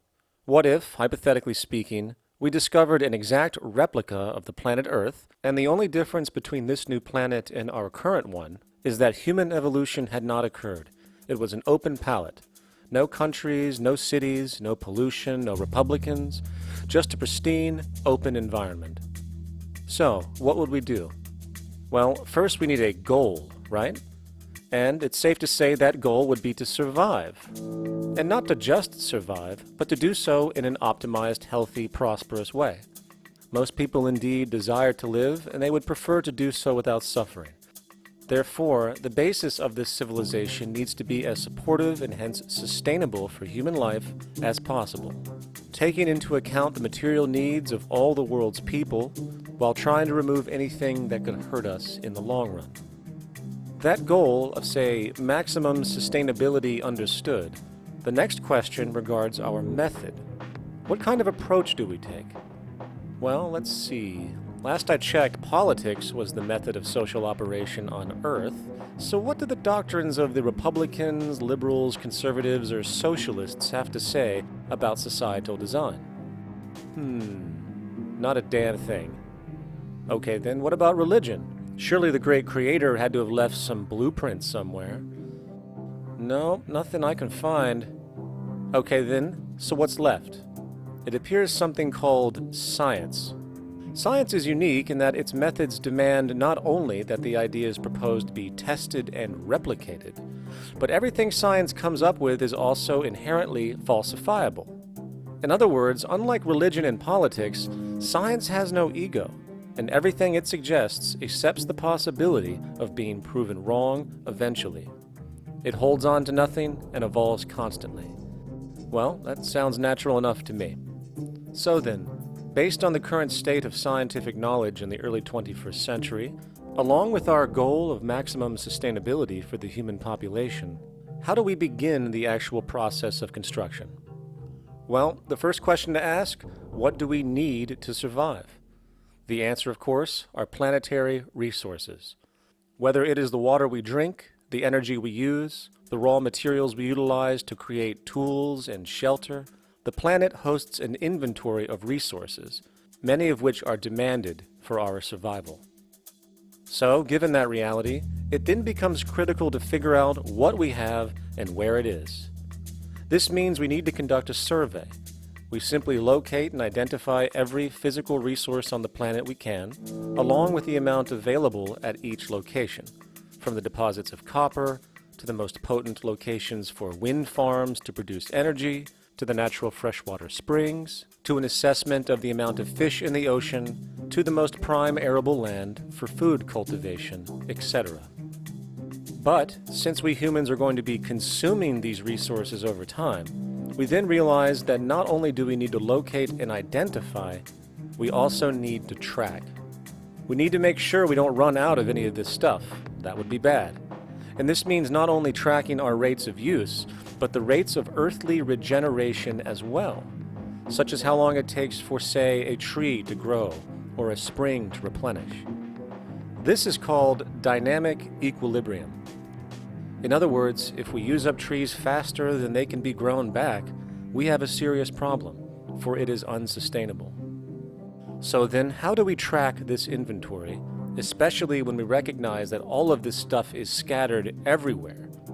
We have large mineral mines in what we call Africa, energy concentrations in the Middle East, huge tidal power possibilities on the Atlantic coast of North America, the largest supply of fresh water in Brazil, etc. Well, once again, good old science has a suggestion. It's called systems theory. Systems theory recognizes that the fabric of the natural world, from human biology to the earthly biosphere to the gravitational pull of the solar system itself, is one huge synergistically connected system, fully interlinked. Just as human cells connect to form our organs, and the organs connect to form our bodies, and since our bodies cannot live without the earthly resources of food, air, and water, we are intrinsically connected to the earth, and so on. So, as nature suggests, we take all of this inventory and tracking data and create a system to manage it. A global resource management system, in fact, to account for every relevant resource on the planet. There is simply no logical alternative if our goal as a species is survival in the long run. We have to keep track as a whole. That understood, we can now consider production. How do we use all this stuff? What will our process of production be, and what do we need to consider to make sure it is as optimized as possible to maximize our sustainability? Well, the first thing that jumps right out at us is the fact that we need to constantly try and preserve. The planet's resources are essentially finite, so it is important that we be strategic. Strategic preservation is key. The second thing we recognize is that some resources are really not as good as others in their performance. In fact, some of this stuff, when put into use, has a terrible effect on the environment, which invariably hinders our own health. For example, oil and fossil fuels, no matter how you cut it, release some pretty destructive agents into the environment. Therefore, it is critical we do our best to use such things only when we really have to, if at all. Fortunately for us, we see a ton of solar, wind, tidal, wave, heat differential, and geothermal possibilities for energy production, so we can strategize objectively about what we use and where to avoid what could be called negative retroactions, or anything that results from production or use that damages the environment and hence ourselves. We will call this strategic safety to couple in with our strategic preservation. But production strategies do not stop there. We are going to need an efficiency strategy for the actual mechanics of production itself. And what we find is that there are roughly 3 specific protocols we must adhere to. 1. Every good we produce must be designed to last as long as possible. Naturally, the more things break down, the more resources we are going to need to replace them, and the more waste produced. 2. When things do break down or are no longer usable for whatever reason, it is critical that we harvest or recycle as much as we possibly can. So the production design must take this into account directly at the very earliest stages. 3.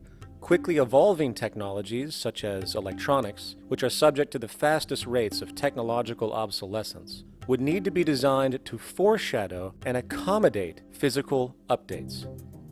The last thing we want to do is throw away an entire computer system just because it has only one broken part or is outdated. So we simply design the components to be easily updated, part by part, standardized and universally interchangeable, foreshadowed by the current trend of technological change. And when we realize that the mechanisms of strategic preservation, strategic safety, and strategic efficiency are purely technical considerations, devoid of any human opinion or bias, we simply program these strategies into a computer which can weigh and calculate all the relevant variables, allowing us to always arrive at the absolute best method for sustainable production based on current understandings. And while that might sound complex, all it is a glorified calculator. Not to mention such multivariate decision-making and monitoring systems are already used across the world today for isolated purposes. It is simply a process of scaling it out.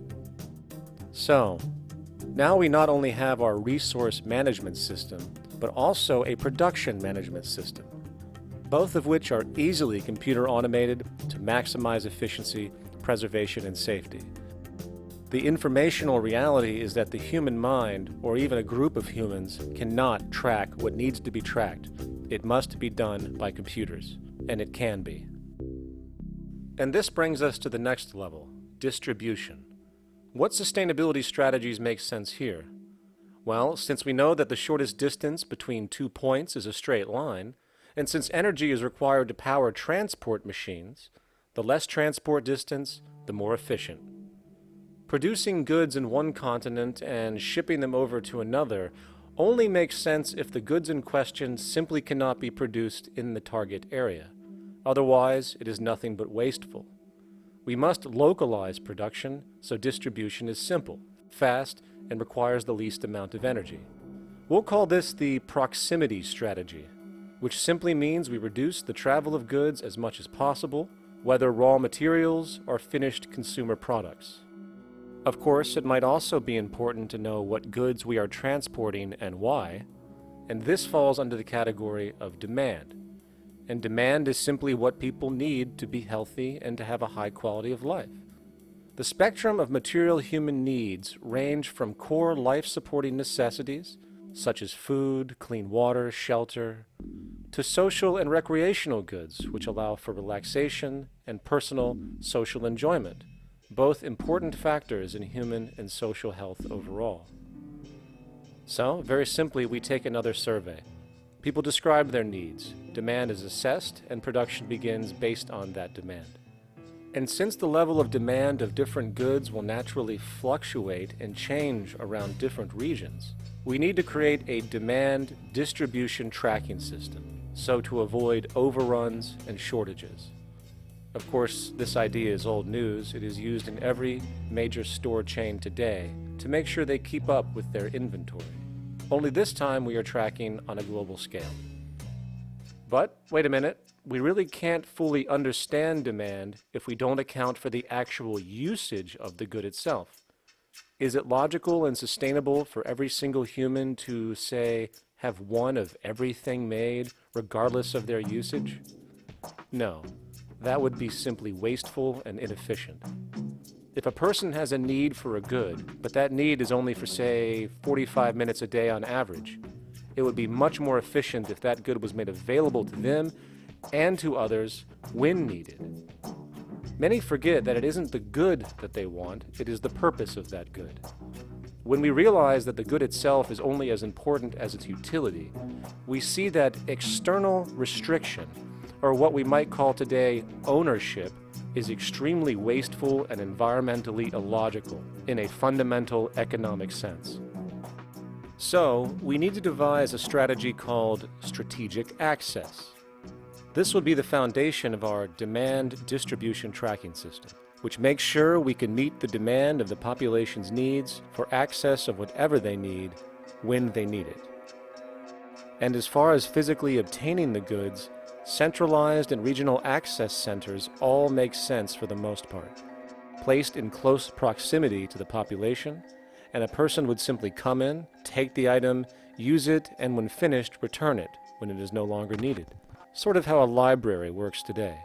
In fact, these centers could not only exist in the community in the way we see local stores today, but specialized access centers would exist in specific areas where often certain goods are utilized, saving more energy with less repeat transport. And once this demand tracking system is in order, it is tied into our production management system, and of course into our resource management system, hence creating a unified, dynamically updating, global economic management machine that simply makes sure we remain sustainable, starting with securing the integrity of our finite resources, moving to make sure we only create the best, most strategic goods possible, while distributing everything in the most intelligent and efficient way.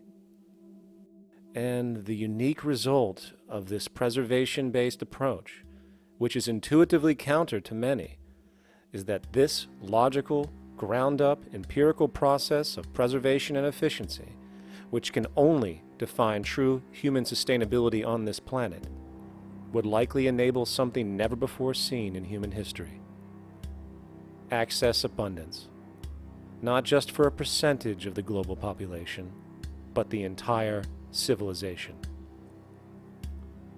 This economic model, as was just generalized, this responsible systems approach to total Earth resource management and processes, designed again to do nothing less than take care of humanity as a whole in the most efficient and sustainable way, could be termed a resource-based economy. The idea was defined in the 1970s by structural engineer Jacques Fresco. He understood back then that society was on a collision course with nature and itself, unsustainable on every level. And if things didn't change, we would destroy ourselves one way or another. Are all these things you're saying, Jacques, could they be built with what we know today, or are some of these things, are you guessing based on what we know today? No. All of these things can be built with what we know today. It would take 10 years to change the surface of the Earth, to rebuild the world into a second Garden of Eden. The choice lies with you. the stupidity of a nuclear arms race, the development of weapons, trying to solve your problems politically by electing this political party or that political party, that all politics is immersed in corruption. Let me say it again. Communism, socialism, fascism, the Democrats, the liberals, we want to absorb human beings. All organizations that believe in a better life for man, there are no Negro problems or Polish problems or Jewish problems or Greek problems or women's problems. They're human problems. I'm not afraid of anybody. I don't work for anyone. No one can discharge me. I have no boss. I am afraid to live in the society we live in today. Our society cannot be maintained by this type of incompetency. It was great, the free enterprise system, about 35 years ago. That was the last of its usefulness. Now we've got to change our way of thinking or perish. The horror movies of the future will be our society, the way it didn't work. And politics would be part of a horror movie.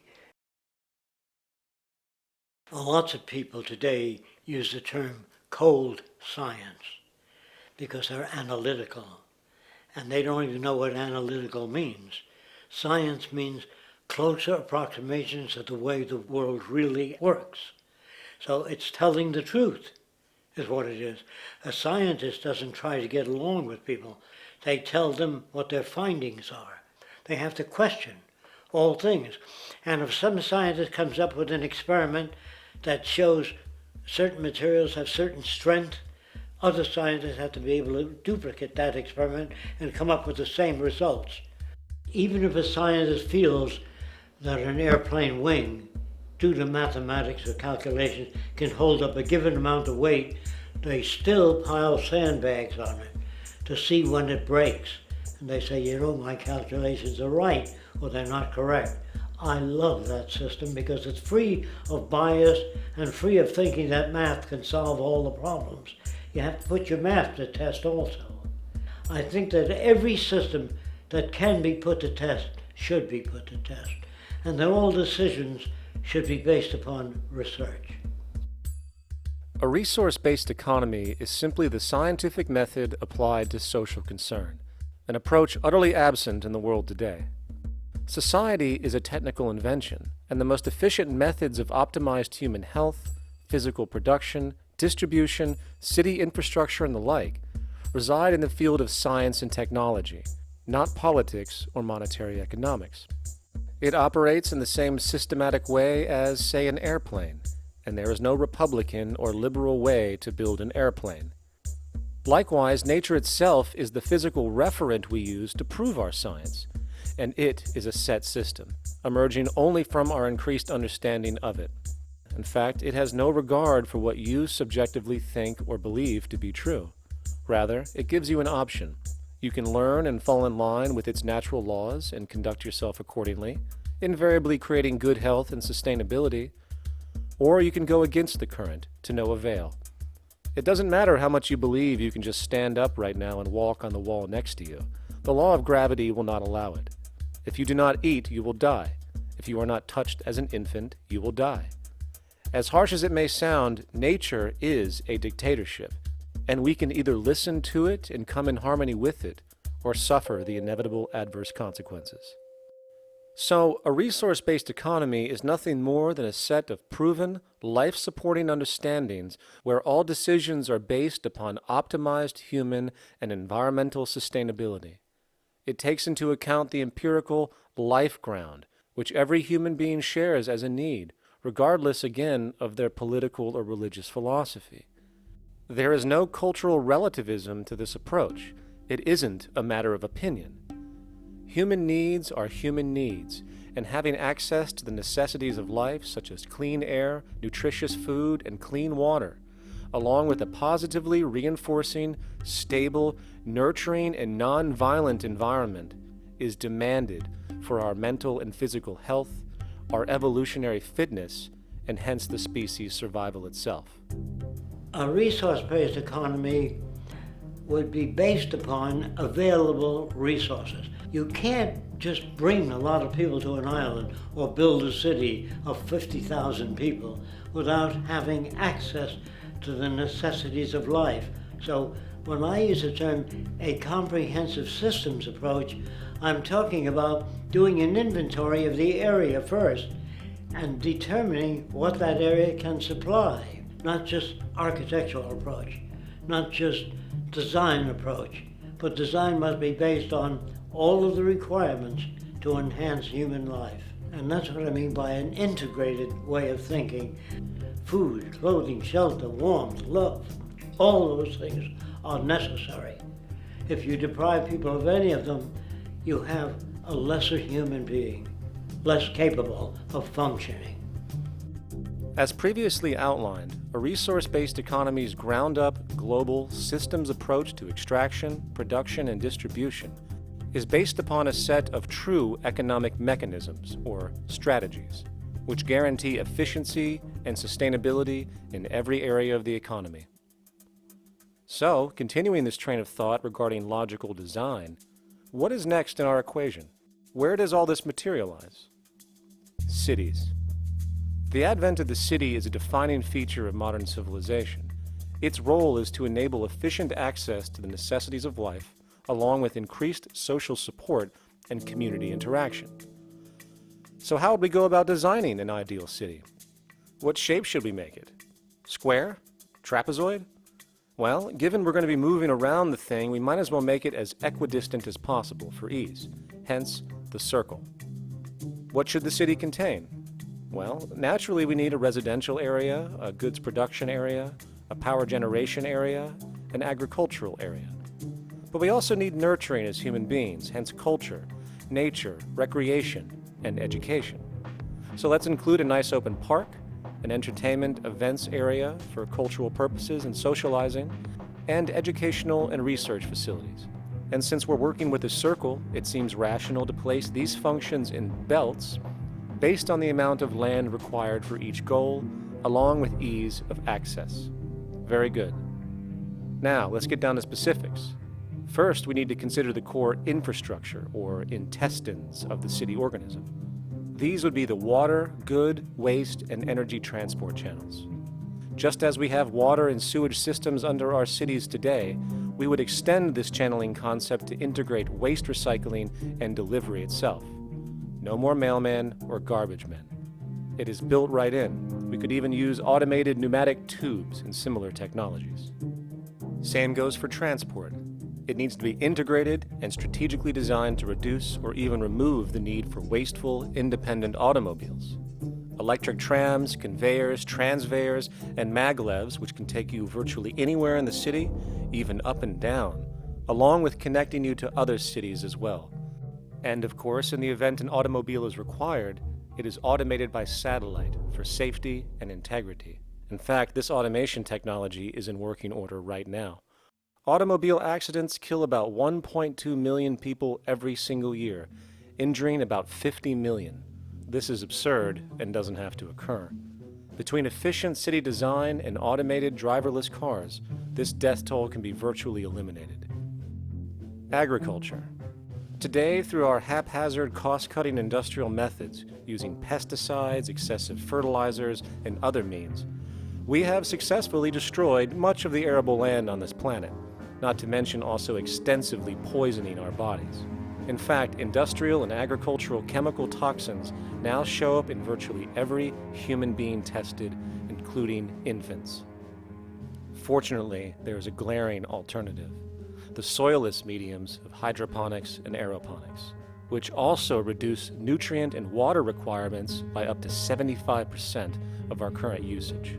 Food can now be organically grown on an industrial scale in enclosed vertical farms, such as in 50-story 1-acre plots, virtually eliminating the need for pesticides and hydrocarbons in general. This is the future of industrial food cultivation, efficient, clean, and abundant. So, such advanced systems would be, in part, what comprise our agricultural belt, producing all the food required for the entire city's population, with no need to import anything from the outside, saving time, waste, and energy. And speaking of energy, the energy belt would work in a systems approach to extract electricity from our abundant renewable mediums, specifically wind, solar, geothermal, and heat differentials, and if near water potentials, tidal and wave power. To avoid intermittency and make sure a positive net energy return occurs, these mediums would operate in an integrated system, powering each other when needed, while storing excessive energy to large supercapacitors under the ground, so nothing can go to waste. And not only does the city power itself, particular structures will also power independently and generate electricity through photovoltaic paints, structural pressure transducers, the thermocouple effect, and other current but underutilized technologies. But of course, this begs the question, how does this technology and goods in general get created in the first place? This brings us to production. The industrial belt, apart from having hospitals and the like, would be the hub of factory production. Completely localized overall, it would of course obtain raw materials by way of the global resource management system just discussed, with demand being generated by the population of the city itself. As far as the mechanics of production, we need to discuss a new, powerful phenomenon which was sparked very recently in human history and is on pace to changing everything. It's called mechanization, or the automation of labor. Well, if you look around you, you'll notice that almost everything that we use today is built automatically. Your shoes, your clothes, your home appliances, your car, and so on, they are all built by machines in an automatic way. Can we say that the society has not been influenced by these major technological advancements? Of course not. These systems really dictate new structures and new needs, and they make a lot of other things obsolete. So we've been going up in the development and use of technology in an exponential way. So definitely automation is going to continue. You cannot stop technologies that just make sense. Labor automation through technology is at the bottom of every major social transformation in human history. From the agricultural revolution and the invention of the plow, to the industrial revolution and the invention of the powered machine, to the information age we live in now through essentially the invention of advanced electronics and computers. And with regard to advanced production methods today, mechanization is now evolving on its own, moving away from the traditional method of assembling component parts into a configuration into an advanced method of creating entire products in one single process. Like most engineers, I'm fascinated by biology because it's so full of examples of extraordinary pieces of engineering. And absolutely, what biology is the study of things that copy themselves. Of course, that's good a definition of life as we've got. Again, as an engineer, I've always been intrigued by the idea of machines that would copy themselves. RepRap is a three-dimensional printer. That's to say, it's a printer that you plug into a computer, and instead of making two-dimensional sheets of paper with patterns on, it makes real physical three-dimensional objects. Now, there's nothing new about that. 3D printers have been around for about 30 years. Big thing about RepRap is that it prints most of its own parts. So if you've got one, you can make another one and give it to a friend, as well as being able to print lots of useful things. From the simple printing of basic household goods in your home, to the printing of an entire automobile body in one swoop, advanced automated 3D printing now has the potential to transform virtually every field of production, including home construction. Contour crafting is actually a fabrication technology. The so-called 3D printing, when you directly build a 3D object from a computer model. Using contour crafting, it will be possible to build a 2,000 square foot home entirely by the machine in one day. The reason that people are interested in automating construction is that it really brings a lot of benefits. For example, construction is pretty labor intensive, and although it provides job for a sector of the society, it also has issues and complications. For example, construction is the most dangerous job that there is. It is worse than mining and agriculture. It has got the highest level of fatality almost in every country. Another issue is the waste. An average home in the United States has 3 to 7 tons of waste. So this is huge if we look at the impact of construction and knowing that about 40% of all materials in the world are used in construction. So big waste of energy and resources and big damage to the environment as well.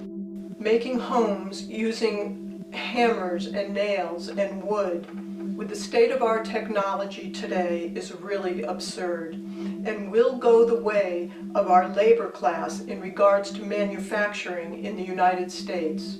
Recently, there was a study by economist David Autor of MIT that states that our middle class is obsolete and being replaced by automation. Quite simply, mechanization is more productive, efficient, and sustainable than human labor in virtually every sector of the economy today. Machines do not need vacations, breaks, insurance, pensions, and they can work 24 hours a day every day. The output potential and accuracy compared to human labor is unmatched. The bottom line, repetitive human labor is becoming obsolete and impractical across the world, and the unemployment you see around you today is fundamentally the result of this evolution of efficiency in technology. For years, market economists have dismissed this growing pattern, which could be called technological unemployment, because of the fact that new sectors always seem to emerge to reabsorb the displaced workers. Today, the service sector is the only real hub left and currently employs over 80% of the American workforce, with most industrialized countries maintaining a similar proportion. However, this sector is now being challenged increasingly by automated kiosks, automated restaurants, and even automated stores. Economists today are finally acknowledging what they have been denying for years. Not only is technological unemployment exasperating the current labor crisis we see across the world due to the global economic downturn, but the more the recession deepens, the faster the industries are mechanizing. The catch, which is not realized, is that the faster they mechanize to save money, the more they displace people, the more they reduce public purchasing power. This means that while the corporation can produce everything more cheaply, fewer and fewer people will actually have money to buy anything, regardless of how cheap they become. The bottom line is that the labor for income game is slowly coming to an end. In fact, if you take a moment to reflect on the jobs which are in existence today, which automation could take over right now if applied, 75% of the global workforce could be replaced by mechanization tomorrow. And this is why, in a resource-based economy, there is no monetary market system, no money at all, for there is no need. A resource-based economy recognizes the efficiency of mechanization and accepts it for what it offers. It doesn't fight it like we do today. Why? Because it is irresponsible not to, given any interest in efficiency and sustainability. And this brings us back to our city system. In the center is the central dome, which not only houses the educational facilities and transportation hub, it also hosts the mainframe that runs the city's technical operations. The city is, in fact, one big automated machine. It has sensors in all technical belts to track the progress of agriculture, energy gathering, production, distribution, and the like. Now, would people be needed to oversee these operations in the event of a malfunction or the like? Most probably yes, but that number would decrease over time as improvements continue. However, as of today, maybe 3% of the city population would be needed for this job when you break it down. And I can assure you that in an economic system which is actually designed to take care of you and secure your well-being, without you having to submit to a private dictatorship on a daily basis, usually to a job that is either technically unnecessary or socially pointless, while often struggling with debt that doesn't exist just to make ends meet. I guarantee you people will volunteer their time left and right to maintain and improve a system that actually takes care of them.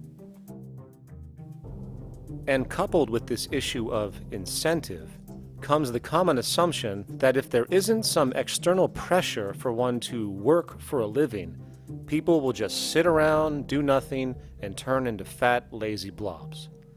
This is nonsense. The labor system we have today is in fact the generator of laziness, not a resolver of it. If you think back to when you were a child, full of life, interested in new things to understand, likely creating and exploring, but as time went on, the system pushed you into the focus of figuring out how to make money. And from early education to study at a university, you are narrowed, only to emerge as a creature which serves as a cog in a wheel in a model that sends all the fruits to the upper 1%.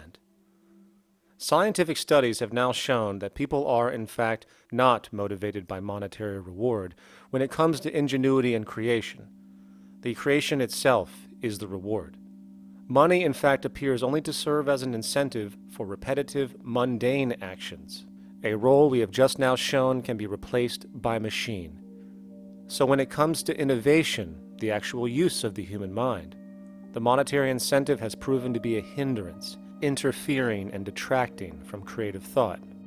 And this might explain why Nikola Tesla, the Wright brothers, and other inventors who contributed massively to our current world never showed a monetary incentive to do so. Money is, in fact, a false incentive and causes 100 times more distortion than it does contribution. Good morning, class. Please settle down. The first thing I would like to do is go around the room and ask what everyone would like to be when they grow up. Who'd like to go first? Okay, how about you, Sarah?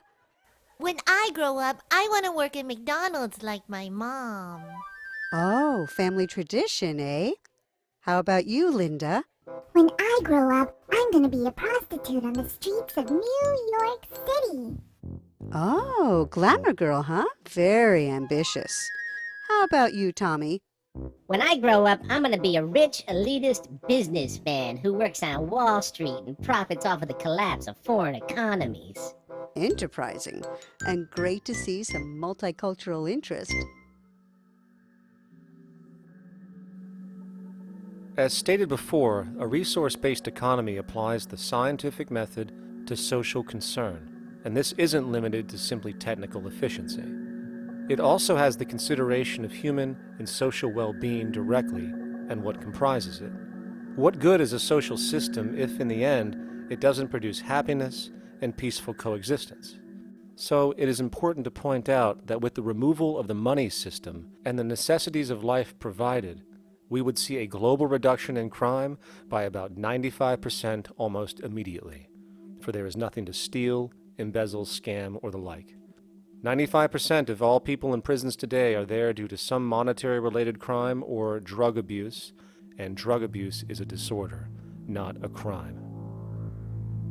So what about the other 5%, the truly violent, often seeming to some as being violent for the sake of being violent? Are they just evil people? The reason that I frankly think it's a waste of time to engage in moral value judgments about people's violence is because it doesn't advance by one iota our understanding of either the causes or the prevention of the violent behavior. People sometimes ask if I believe in forgiving criminals. My answer to that is, no, I don't believe in forgiveness any more than I believe in condemnation. It's only if we as a society can take the same attitude of treating violence as a problem in public health and preventive medicine rather than as a moral evil. It's only when we make that change in our own attitudes and assumptions and values that we will actually succeed in reducing the level of violence rather than stimulating it, which is what we do now. The more justice you seek, the more hurt you become, because there's no such thing as justice. There is whatever there is out there. That's it. In other words, if people are conditioned to be racist, bigots, if they're brought up in an environment that advocates that, why do you blame the person for it? They're a victim of a subculture.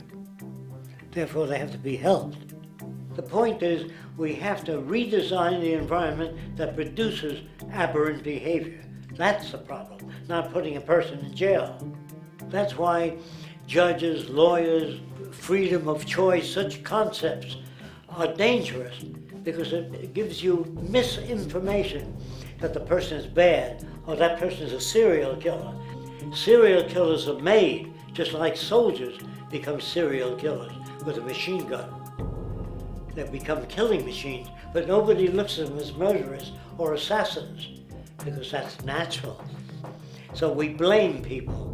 We say, well, this guy was a Nazi, he tortured Jews. No, he was brought up to torture Jews. Once you accept the fact that people have individual choices and they're free to make those choices, free to make choices means without being influenced. And I can't understand that at all. All of us are influenced in all our choices by the culture we live in, by our parents, and by the values that dominate. So we're influenced. So there can't be free choices.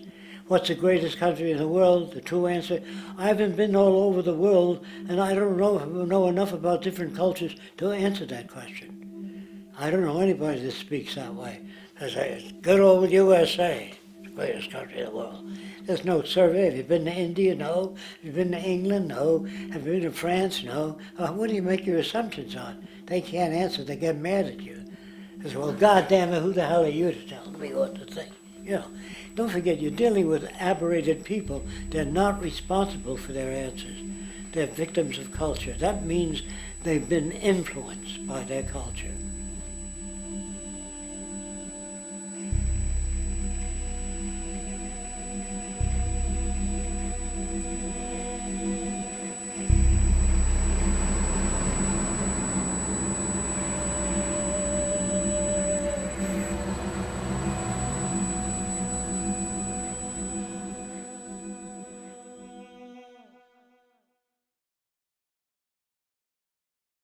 When we consider a resource-based economy, there are often a number of arguments that tend to come up with regard to the efficiency. Now hold on just a minute. Yes?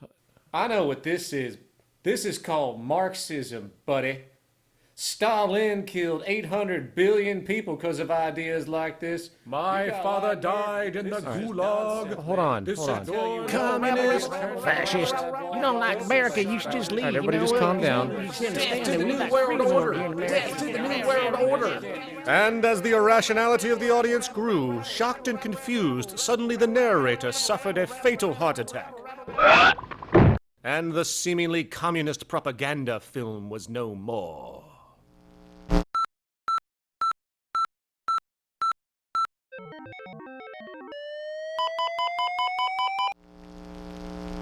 You know, I've said that sort of thing to people in think tank type of situations, and you know, these Club of Rome types and so forth. Marxist? What Marxist? Where did that come from?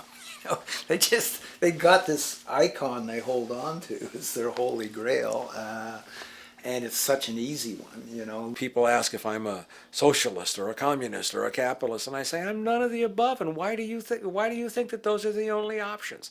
All of those political constructs were created by writers who assumed that we lived on a planet of infinite resources. Not a one of those political philosophies even contemplates that there might be a shortage of anything.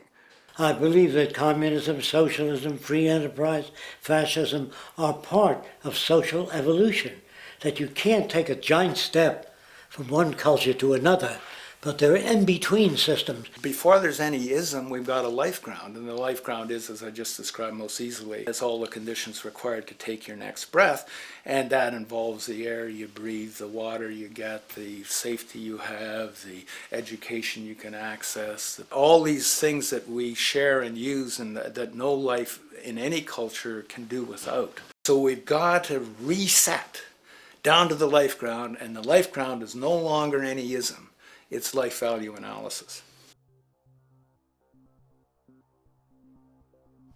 It's simply a matter of historical fact that the dominant intellectual culture of any particular society reflects the interest of the dominant group in that society. In a slave-owning society, the beliefs about human beings and human rights and so on will reflect the needs of the slave owners.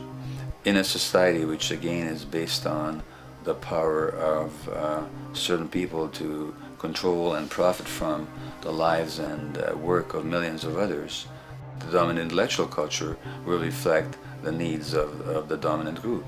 And so that if you look across the board, the ideas that pervade psychology and sociology and history and political economy and political science fundamentally reflect certain elite interests.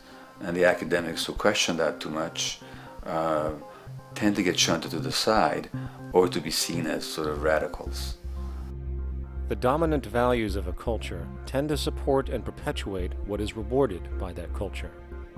And in a society where success and status is measured by material wealth, not social contribution, it is easy to see why the state of the world is what it is today. We are dealing with a values system disorder, completely denatured, where the priority of personal and social health have become secondary to the detrimental notions of artificial wealth and limitless growth.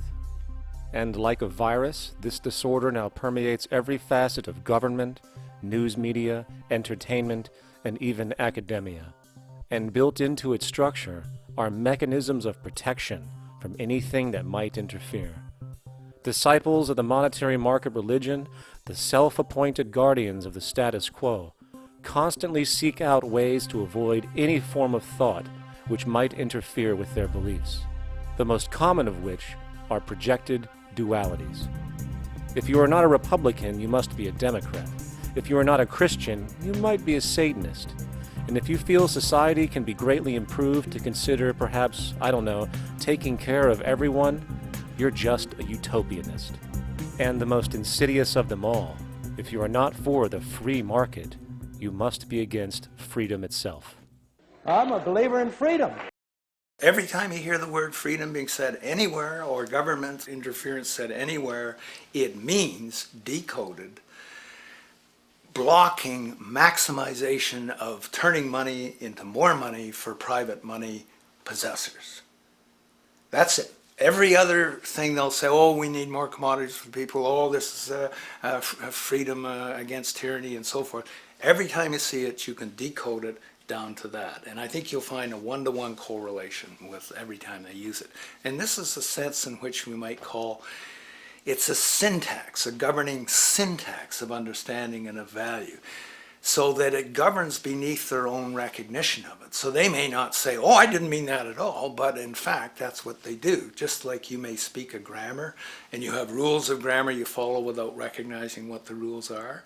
And so what we have is what I call the ruling value syntax that underlies this. So every time they use these words, government interference, lack of freedom, or progress, or development, you can decode them all to come back to mean that. Of course, when you hear the word freedom, it tends to be in the same sentence with something called democracy. It's fascinating how people today seem to believe that they actually have a relevant influence on what their government does, forgetting that the very nature of our system offers everything for sale. The only vote that counts is the monetary vote, and it doesn't matter how much any activist yells about ethics or accountability. In a market system, every politician, every legislation, and hence every government is for sale. And even with the $20 trillion bank bailout starting in 2007, an amount of money which could have changed, say, the global energy infrastructure to fully renewable methods, instead going to a series of institutions that literally do nothing to help society, institutions that could be removed tomorrow with no recourse. The blind conditioning that politics and politicians exist for the public well-being still continues. The fact is, politics is a business, no different than any other in a market system, and they care about their self-interest before anything else. I don't really, honestly, deep down believe in political action. I think the system contracts and expands as it wants to. It accommodates these changes. I think the civil rights movement was an accommodation on the part of those who own the country. I think they see where their self-interest lies. They see a certain amount of freedom seems good, an illusion of liberty. Give these people a voting day every year so that they'll have the illusion of meaningless choice. Meaningless choice that we go like slaves and say, "Joel, I voted." The limits of debate in this country are established before the debate even begins, and everyone else is marginalized. They're made to seem either to be communists or some sort of disloyal person, a kook, there's a word, and now it's conspiracy. See, they've made that something that should not be even entertained for a minute, that powerful people might get together and have a plan. Doesn't happen. You're a kook. You're a conspiracy buff. And of all the mechanisms of defense of this system, there are two that repeatedly come up. The first is this idea that the system has been the cause of the material progress we have seen on this planet. Well, no. There are basically two root causes which have created the increased so-called wealth and population growth we see today. One, the exponential advancement of production technology, hence scientific ingenuity. And two, the initial discovery of abundant hydrocarbon energy, which is currently the foundation of the entire socioeconomic system. The free market, capitalist, monetary market system, whatever you want to call it, has done nothing but ride the wave of these advents with a distorted incentive system and a haphazard, grossly unequal method of utilizing and distributing those fruits. The second defense is a belligerent social bias generated from years of propaganda, which sees any other social system as a route to so-called tyranny, with various name droppings of Stalin, Mao, Hitler, and the death tolls they generated. Well, as despotic as these men might have been, along with the societal approaches they perpetuated, when it comes to the game of death, when it comes to the systematic daily mass murder of human beings, nothing in history compares to what we have today. Famines throughout at least the last century of our history have not been caused by a lack of food. They've been caused by relative poverty. The economic resources were so inequitably distributed that the poor simply didn't have enough money with which to buy the food that would have been available if they could have afforded to pay for it. That would be an example of structural violence. Another example, in Africa and some other areas, but I'll particularly focus on Africa, tens of millions of people are dying of AIDS. Why are they dying? It's not because we don't know how to treat AIDS. We have, millions of people in the wealthy countries are getting along remarkably well because they have the medicines that will treat it. The people in Africa who are dying of AIDS are not dying because of the HIV virus. They're dying because they don't have the money with which to pay for the drugs that would keep them alive.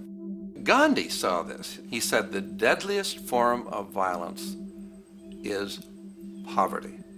And that's absolutely right. Poverty kills far more people than all the wars in history, more people than all the murderers in history, more than all the suicides in history.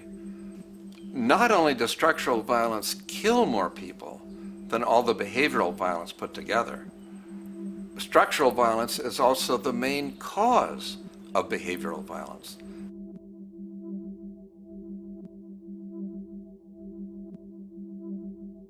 Oil is the foundation of, and it is present throughout the edifice of human civilization. There are 10 calories of hydrocarbon energy, oil and natural gas, in every calorie of food you and I eat in the industrialized world. Fertilizers are made from natural gas. Pesticides are made from oil. You drive oil-powered machines to plant, plow, irrigate, harvest, transport, package. You wrap the food in plastic, that's oil. All plastic is oil. There are 7 gallons of oil in every tire. Oil is everywhere. It's ubiquitous. And it's only because of oil that there are 7 billion people, or almost 7 billion people on this planet right now. The arrival of this cheap, easy energy, which is equivalent, by the way, to billions of slaves working around the clock, changed the world in such a radical way over the last century, and the population has gone up 10 times. But by 2050, oil supply is able to support less than half the present world's population in their present way of life. So the scale of adjustment to live differently is just enormous. The world is now using 6 barrels of oil for every barrel it finds. 5 years ago, it was using 4 barrels of oil for every barrel it finds. A year from now, it's going to be using 8 barrels of oil for every barrel it finds. What's disturbing to me is the lack of any real effort from governments worldwide or industry leaders worldwide to do something different. I mean, we have these sort of attempts to build more wind power and to maybe do something with tide. We've got attempts to make our cars a little bit more efficient. But there's nothing which really looks like a revolution coming along. These are all pretty minor. And that, I think, is pretty frightening. And the governments who are driven by these economists who don't really appreciate what we're talking about are trying to stimulate consumerism to restore past prosperity in the hope that they can restore the past. They're printing yet more money lacking any collateral at all. So if the economy improves and recovers and growth, the famous growth comes back, it'll only be short-lived because within a short period of time, counted in months rather than years, it'll hit the supply barrier again. There'll be another price shock and a deeper recession. So I think we go into a series of vicious circles. So you have the economic growth going up, price spike, everything shuts down, that's where we are now. Then it starts to come up again. But what we have now is this area where there's no more ability to produce cheap energy. We're at the peak. We're on the downslope of oil production. No way you're going to get any more out of the ground any faster, which means that things shut down. The price of oil drops, which it did in early 2009, but then as you have an ersatz so-called recovery, the price of oil starts to come back. It's recently been hovering around $80 a barrel, and what we see is at $80 a barrel now, with the economic and financial collapse, people are having a hard time affording that. World oil production right now is about 86 million barrels a day. Over 10 years, you're looking at roughly 40 million barrels a day having to be replaced. There's nothing around which can come even within 1% of meeting that sort of demand. If we don't do something pretty quickly, there's going to be a huge energy deficiency. I think the big mistake is in not recognizing a decade or so ago that a concerted effort needed to be made to develop these sustainable forms of energy. I think that's something our grandchildren will look back on with total disbelief. You people knew that you were dealing with a finite commodity. How could you possibly have built your economy around something which was going to disappear? For the first time in human history, the species is now faced with the depletion of a core resource central to our current system of survival. And the punchline of the whole thing is that even with oil becoming more and more scarce, the economic system will still blindly push its cancerous growth model, so people can go out and buy more oil-powered cars to generate GDP and jobs, exacerbating the decline. Are there solutions to replace the edifice of the hydrocarbon economy? Of course. But the path needed to accomplish these changes will not manifest through the market system protocols required, since new solutions can only be implemented through the profit mechanism. People are not investing in renewable energies because there is no money in it in both the long and short term, and the commitment needed to make it happen can only occur at a severe financial loss. Hence, there is no monetary incentive, and in this system, if there's no monetary incentive, things do not happen. And on top of it all, peak oil is just one of many surfacing consequences of the environmental social train wreck gaining speed today. Other declines include freshwater, the very fabric of our existence, which is currently showing shortages for 2.8 billion people, and those shortages are on pace to reach 4 billion by 2030. Food production, the destruction of arable cropland, from which 99.7% of all human food comes from today, is occurring up to 40 times faster than it is being replenished. And over the last 40 years, 30% of the arable land has become unproductive. not to mention that hydrocarbons are the backbone of agriculture today, and as it declines, so will the food supply. As far as resources in general, at our current patterns of consumption, by 2030 we will need 2 planets to continue our rates, not to mention the continual destruction of life-supporting biodiversity, causing extinction spasms and environmental destabilization across the globe. And with all of these declines, we have the near exponential population growth, where by 2030 there might be over 8 billion people on this planet. Energy production alone would need to increase 44% by 2030 to meet such demand. And again, since money is the only initiator of action, are we to expect that any country on the planet is going to be able to afford the massive changes needed to revolutionize agriculture, water processing, energy production, and the like, when the global debt pyramid scheme is slowly shutting the entire world down? Not to mention the fact that the unemployment you currently see is going to become normality due to the nature of technological unemployment. The jobs are not coming back. And finally, a broad social perspective. From 1970 to 2010, poverty on this planet doubled due to this system. And given our current state, do you honestly think we will see anything less than more doubling, more suffering, and more mass starvation? There is not going to be any recovery. This is not some long depression that we're someday going to pull out of. I think the next phase we're going to see after the next round of economic collapse is massive civil unrest, when employment checks stop being paid because the states have no money left. And when things get so bad that people lose confidence in their elected leaders, they will demand change if we don't kill each other in the process or destroy the environment. I'm just afraid that we might get to the point of no return. And that bothers me no end. We do all we can to avoid that condition. It's clear that we're on the verge of a great transition in human life. That what we face now is this fundamental change of the life we've known over the last century. There has to be a link between the economy and the resources of this planet, the resources being, of course, all animal and plant life, the health of the oceans and everything else. This is a monetary paradigm that will not let go until it's killed the last human being. The in-group will do all it can to stay in power. And that's what you got to keep in mind. They'll use the Army and Navy and lies or whatever they have to use to keep in power. They're not about to give it up because they don't know of any other system that will perpetuate their kind.